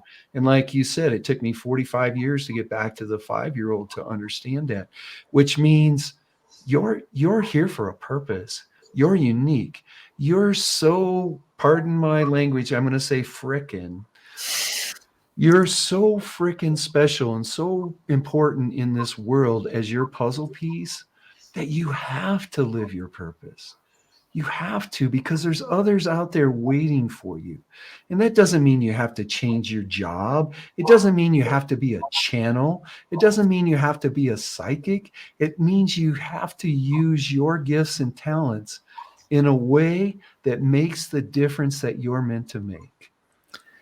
I want to share one thing, because I know you got another question for me here, but I want to share. I had somebody that I took through the Your Unique Purpose formula we call it the Take a Quantum Leap program. It's a quantum leap in awareness. I took her through the program, and what she uncovered was she was here to support others in bringing their gifts.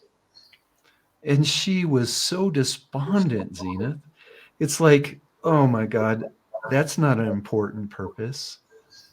And it's like, whoa, wait a minute.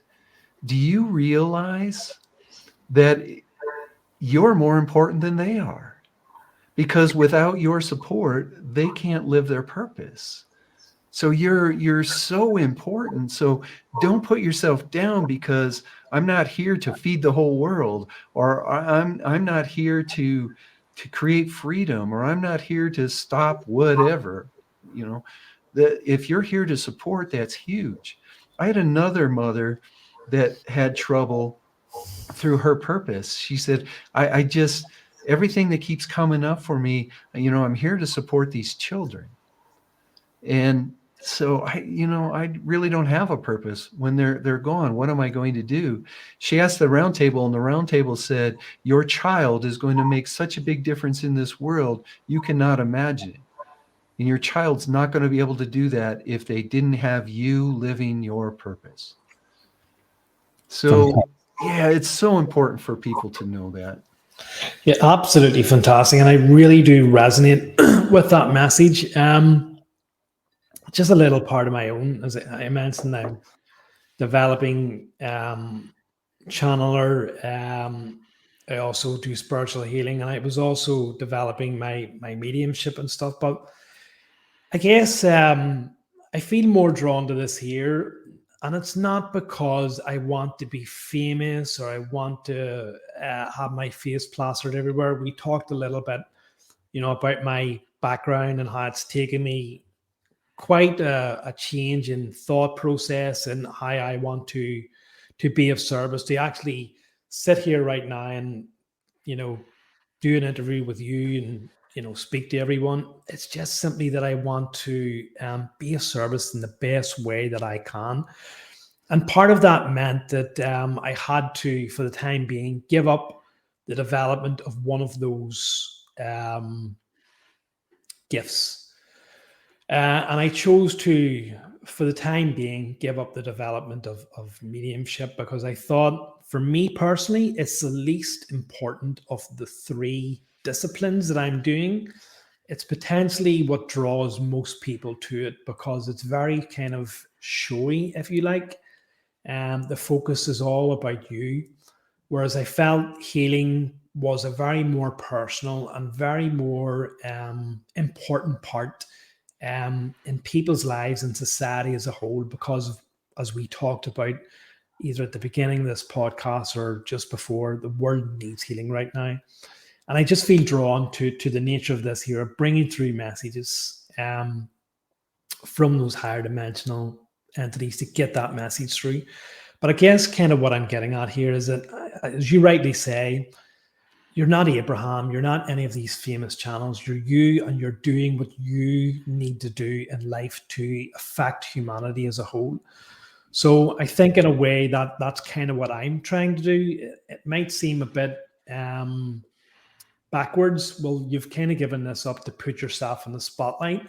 But for me, it's not about putting myself in the spotlight. It's about taking a step back so that I can be more of service to a greater variety of people through doing this here, and by having guests like you on to talk about the fabulous concepts that you've just mentioned. So that's just something I wanted to mention to you, that I really resonate with that message of you. Now, you've talked quite a lot there about living in alignment with yourself, and I just want to bring Mary into this because it can be all about the Vince show and it can be all about the Zenith show. And Mary, as you quite rightly mentioned, is a massive part of your life, and you would not be where she is without her, and has opened your mind up to so many concepts. She has her own course that she does, which is living in alignment with yourself. Who are you? Developing the person from the outside to the inside. Could you just tell us a little bit about Mary's course? Certainly. Let me tell you a little bit about Mary first. It's definitely not the Vince show for sure. Each one of our programs is both of us. You never get just one. It's both of us through um, because I understand developing courses. I understand bringing the energies together. All our courses are developed for the both of us to be together. Mary brings a whole nother set of talents to the world, and a whole nother set of gifts. So everything in Imagine Miracles is both of us. Sometimes I'm the face sometimes, but her intuitive abilities, her ability to connect to people and know exactly where they are. When I'm coaching, sometimes I write a note to Mary. What are you thinking here? What's going on? Because I'm not picking it up. And she could write me a book on what's going on inside that person. She feels them and knows them. So that's huge. The other thing that Mary brings, one, she's a healer also. We've actually developed a couple healing modalities, and they're more preparation modalities to help people tap in, to use their CSF, their cerebral spinal fluid, to tap in, to use their chakra systems to tap in. So she does a lot of work with the people on the call can't see, but there's they will be able to see. There's sound bowls behind me. She's an oils expert. So she brings that in. But also what Mary is really good at is we go through your unique purpose. The first thing that you uncover is what we call your quintessence. Your quintessence is the real and concentrated essence of you. It's the energy of your higher self, if you will, that shines out. And even if you cover your heart up and build a big wall, that energy shines out of you. People can feel it up to a half a mile away. And so that's when someone walks in the room, you know them. And it's like, wow, I really like this person. And then they open their mouth and they start showing you their mask. And it's like, whoa, that's not the energy that I get out. So that's Mary's expertise. This is your energy. How do you show your energy? How do you dress your energy? How do you start tearing down the walls to the heart? So when people come in contact with you, they're not confused.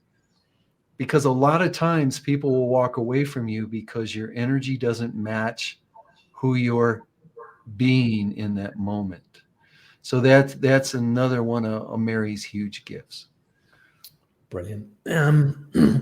And just a few other things. There's a now you touched on love there, which I do want to get to, but I do want to get more of a flavor for some of the things that you do, so that people who are watching this, who are listening to this, can potentially have their ears pricked up about some of the things that you offer.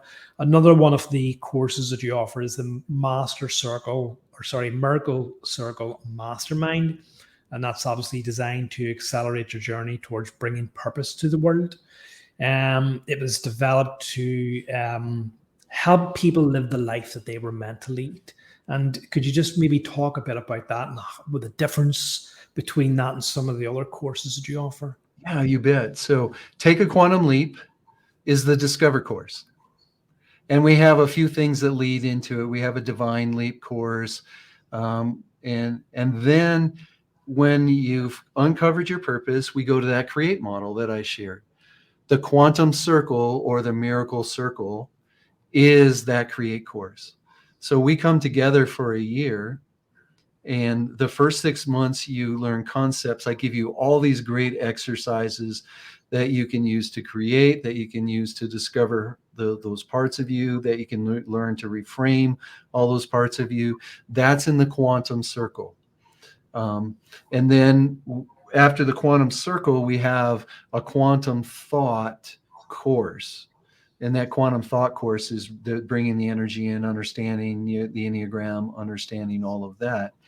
But then Mary and I are here to help you make a difference, to get to you. So we also have what we call it two things. One, we have a quantum immersion.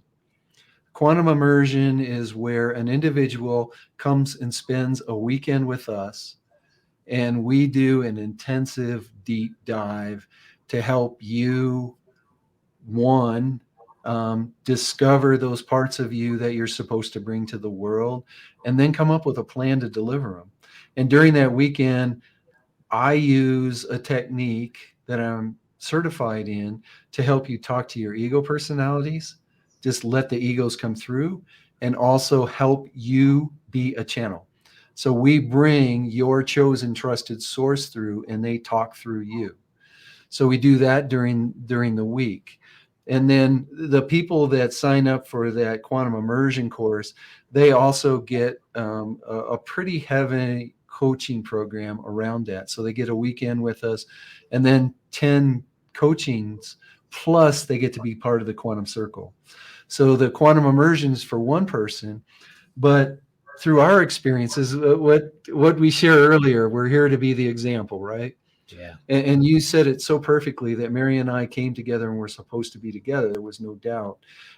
In that experience, we learned that Mary has a divine intent, her reason, her why for being here. I have a divine intent, my reason, and my why for being here. And then we have one together. And the interesting thing is, the tendency is when couples come together, they do away with their why. They do away with their divine intent, and they start living the couple's divine intent. So what we do in the immersion is help you each find your reason for being here, then the reason that you're together, why you came together, and then how do you live all three of those? Because usually if you do a combined divine intent, somebody comes to the forefront and someone falls off and they feel like they're not part of it. So it's really about, so the bridge, we call it the bridge to possibilities. It's the two of you learning why you're here and to make sure that you live that, and then understand the two of you coming together is also a journey that you're supposed to be on. So those are our programs beyond the free channelings and the channeling for those that really want to go deep with the round table. Mostly that, and then in on the back burner, because Mary and I truly want everyone to know that we're all the same, is to travel to different places and get people to see the world behind the scenes, not what you see as a tourist or whatever. So Mary and I have had the opportunities to have dinners with many families in in their homes in Kuwait and in Saudi Arabia and Guatemala and Mexico. We've actually been in people's homes and had the opportunity to see that we truly are all one. Vince, I don't know, but you you must have a psychic ability, because I may as well just rip up my script here, because you you just keep answering all of the questions that I had. Yeah, that's absolutely fantastic, and I guess it's really important to let people know the real people behind the portrayal on the website, that we're just ordinary people. And I really love that you offer that course to bring couples and partners together to help them understand. And I guess that wouldn't be possible unless you two were living in alignment with each other. So it's kind of this symbiotic relationship. I guess the what I kind of, because we're going to be wrapping up here soon, is you mentioned the power of love there, and that's something that plays a very, very important part in my life.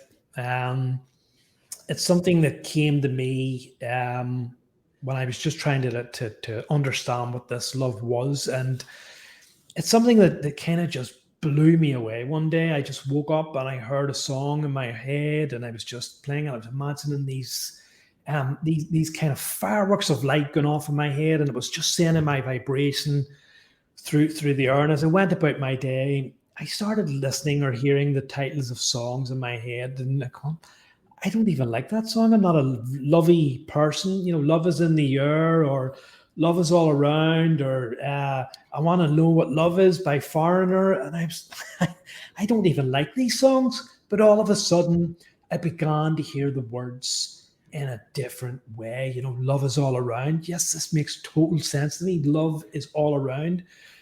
I feel it in my fingers. I feel it. Yeah, I can understand this now. I want to know what love is. Uh, all these different songs related to love, and I just began to listen to them in a completely different and deeper understanding.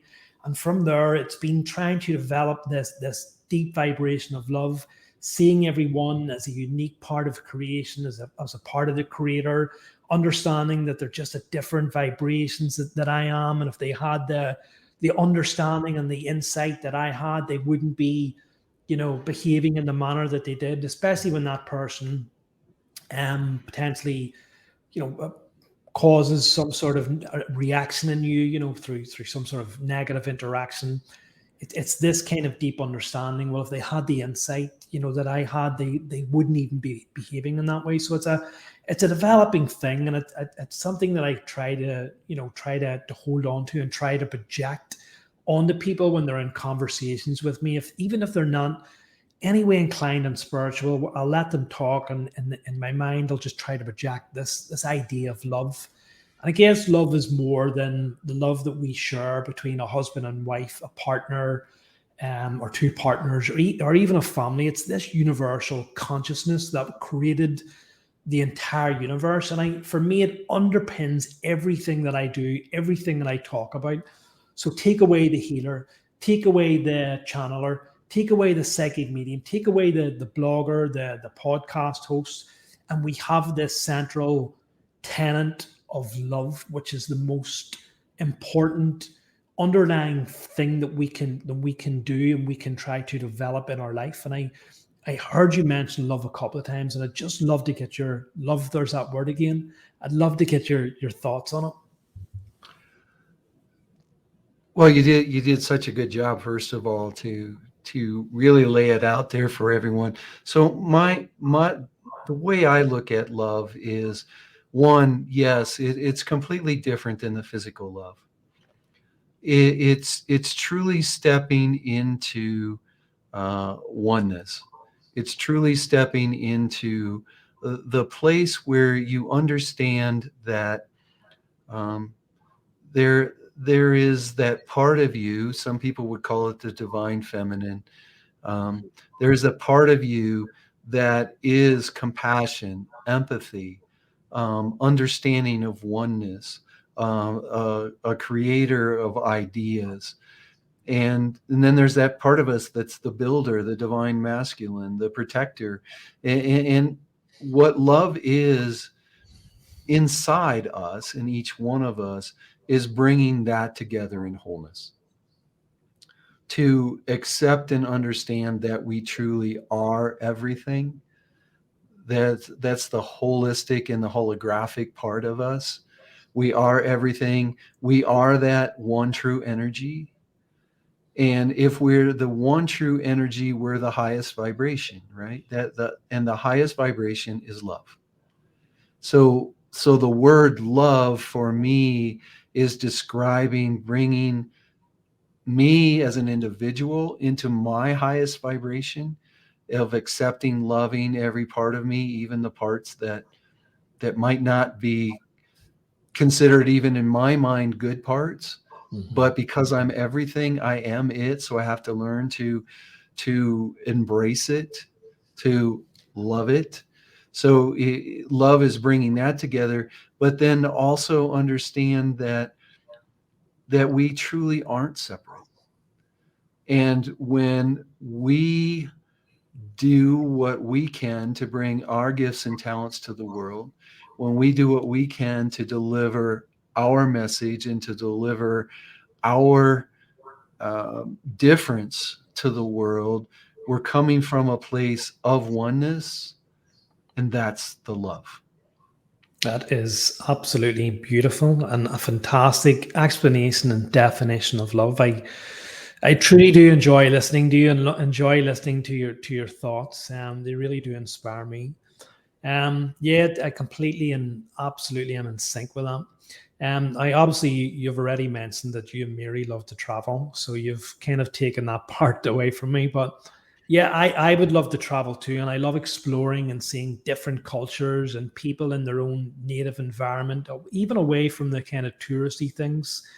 I think it's so important to develop that understanding because yes, we talk about being connected and part of the all and part of these higher dimensional entities. But we're here on Earth, we're also human beings. And it's only through the immersion of different cultures, different ideologies, and getting to know people beyond the surface details that we get a true flavor for who they are. And we begin to understand that we're not quite different. And when we do that, there we eliminate concepts such as racism, segregation, the current problems with immigration that we see in the world. And we begin then to realize that we are kind of all one. Um, so this is the great challenge to see beyond the suit of clothes that we currently inhabit and realize that underneath that we are all light, we are all part of a spark of the divine infinite. So I don't really know what more you could add to that because you've already talked about that. I just think it's a fantastic thing, and I didn't know that you'd been in contact and in people's houses, and I just think that's a beautiful thing where people, bring, especially, dare I say, Americans who generally don't have a great reputation, certainly in European countries, but people who have taken to you, taken to your wife, trust you enough, have made a connection enough with you to invite you into their family home for dinner. I just think that's a beautiful, beautiful thing. And it must be an absolute honor to have that and to have experienced that. Oh, it is, and the hearts of people around the world are just absolutely amazing. And I think one of the things that I want to share, because I know we're getting close to wrapping up here, I want to share that there are no mistakes or coincidences in the world. I mean, quantum physics tells us that, spirituality tells us that, we're attracted to, and we see things in our lives are that first need to be worked on inside of us. When we talk about racism, where do we not like the different parts of me? Where do I segregate? Because that's what the world's showing me. Where am I in conflict? The Mm. first thing that I want everybody to do, and I know it's really tough, and you say, well, it really has nothing to do with me. It's happening around the world, but the what's going on right now in the Ukraine, and no matter what you feel about Putin, no matter what you feel about either of the peoples, you know, what is Putin showing you about you? Mm. You know, there's a part of you that can overtake someone. There's a part of you that can be brutal. And for you to be completely fulfilled, for you to feel the love and to emanate love all the time, you have to take the wall down around your heart. That's where we shine our light. So we have to take that wall down. Well, that wall, we believe, was to protect us from others. But if you think about your life, you've built this wall. Do you still get hurt? You get hurt all the time. So that wall's not keeping you safe. That wall's not protecting you. That wall's just keeping people from seeing the real you. And the real you is everything. So you have to learn to love all those parts. So then you're willing to brick by brick, rock by rock, dirt by dirt, grass by grass, take that wall down so you can shine your light out into the world. It's not the wall that protects you. It's your love and light being shined out that doesn't let the negative energies penetrate. Beautiful. Absolutely fantastic. And I'll just tail onto that by saying that in a way, it's becoming vulnerable. In a way, it's letting down your guard. It is becoming naked before the world. It's standing before the world and saying, "This is me. This is me in all of my glory. This is me in all of my not so glory." I can't think of a better word for that. This is who I am. You can see every aspect of me. You can poke at me. You can prod at me. You can make fun of me. I potentially will be hurt. I will be hurt by names, but here I am. But it's only by doing that that we inspire others to take down the wall around their heart, as you quite rightly mentioned themselves, to be inspired by your vulnerability, by your confidence to be naked in front of people, to say, here is me. And quite often in society, we I'm trying to make this brief, is that we will encounter someone, maybe we haven't seen them for a while, and the first thing, how are you? And we've just a tendency to say, yes, I'm fine. Things are doing great in my life. But inside, that's not how we're feeling. It takes a lot of courage and a lot of strength to turn around and say, well, things aren't so great in my life. You know, I've had an upset here. I've had this here. But it's only by becoming vulnerable, by taking away those safeguards that we think are going to keep us safe, then it inspires other people to turn around and say, well, I'm glad you just said that, because now I want to be vulnerable and I want to open up to you. And so it's this idea that when we are being true and living in alignment and opening ourselves up and being vulnerable by letting our heart shine, is it inspires other people. And once we begin to do that, then we can move forward as a society, as a race, and then we can truly manifest this higher vibration that's true to come. It's there. We just have to step into it. Absolutely fantastic.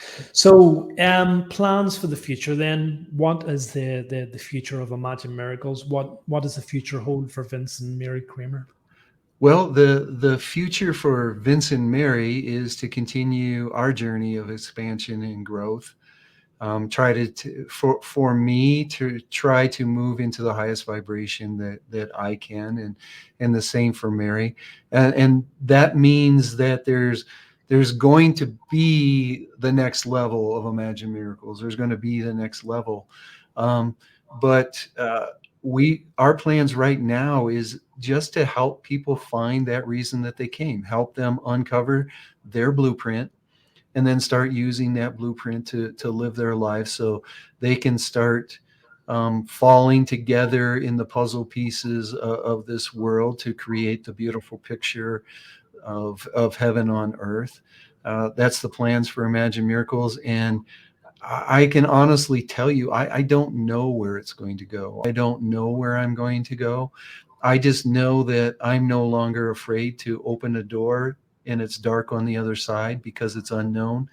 And I know that if I step one foot in that door, my light's going to shine in far enough that it'll be safe for me to take another step. And we'll see where it takes us. Fantastic.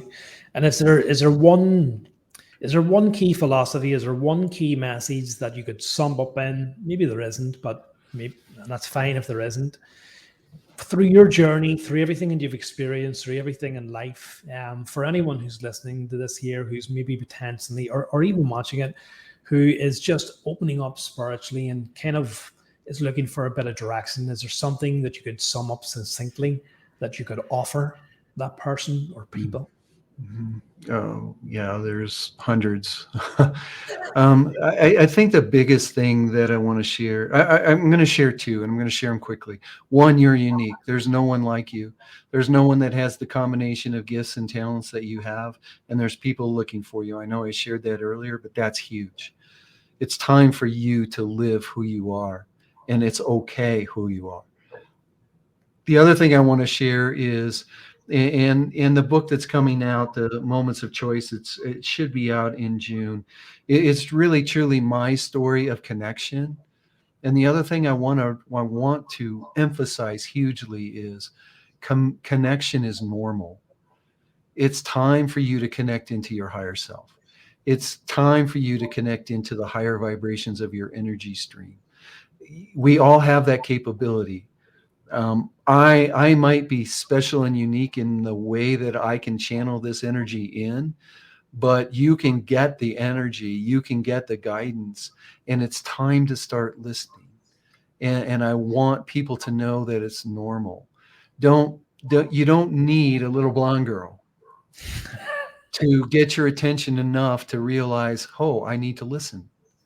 And I can listen. I can tap in. I can get my answers. I can live my life.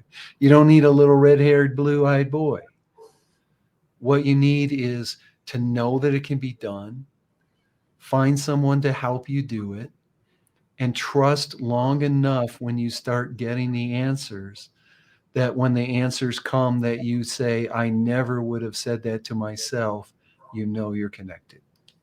Fantastic. Thank you so much, Vince. And where can people find you then if they want to avail of your services or just find out a bit more about your content? The easiest ways go to either miracleu.com, one word. No, that's the podcast. You can tell I'm used to doing my own podcast here. Go to imaginemiracles.com or miraclelifemethod.com, and that will help you tap into what's going on in our world. Miracle You is the podcast. So if you go to the miracleu.com, my podcast is all about helping people feel like they're not alone and realize that other people have taken steps before them, and you can take it. So those three URLs are huge. And what I would love to do, Zenith, if you don't mind, to give a little gift to your audience. Absolutely. So if you go to the Imagine Miracles, just one word, imaginemiracles.com/spirit, I'm going to give you an opportunity to download a chapter of the best-selling book that I wrote with Jack Canfield. Also an opportunity to sign up for a free channeling and come visit us on our monthly channeling. And for those of you who are saying, oh, Vince and Mary resonate with me. Their gifts and talents are what I've been looking for. We also have what we call a Your Life, Your Way breakthrough session. The first 10 people that sign up for one of those, you'll get 30 minutes with either Mary or I, and we'll help you find out what's in the way right now and the next best step. Absolutely fantastic. Thank you so much for offering that. And I do hope the people avail of that. Your work is fantastic. You and Mary are a source of light, a source of love in this world. And I truly wish you the very, very best from now into the future and whatever endeavors that you do. And I will send you away with my love, my blessings, and my absolute gratitude for agreeing to do this, Vince. Thank you so much. It's been an absolute pleasure. Thank you. Our love to you and your audience. Thank you so much, Vince. Bye.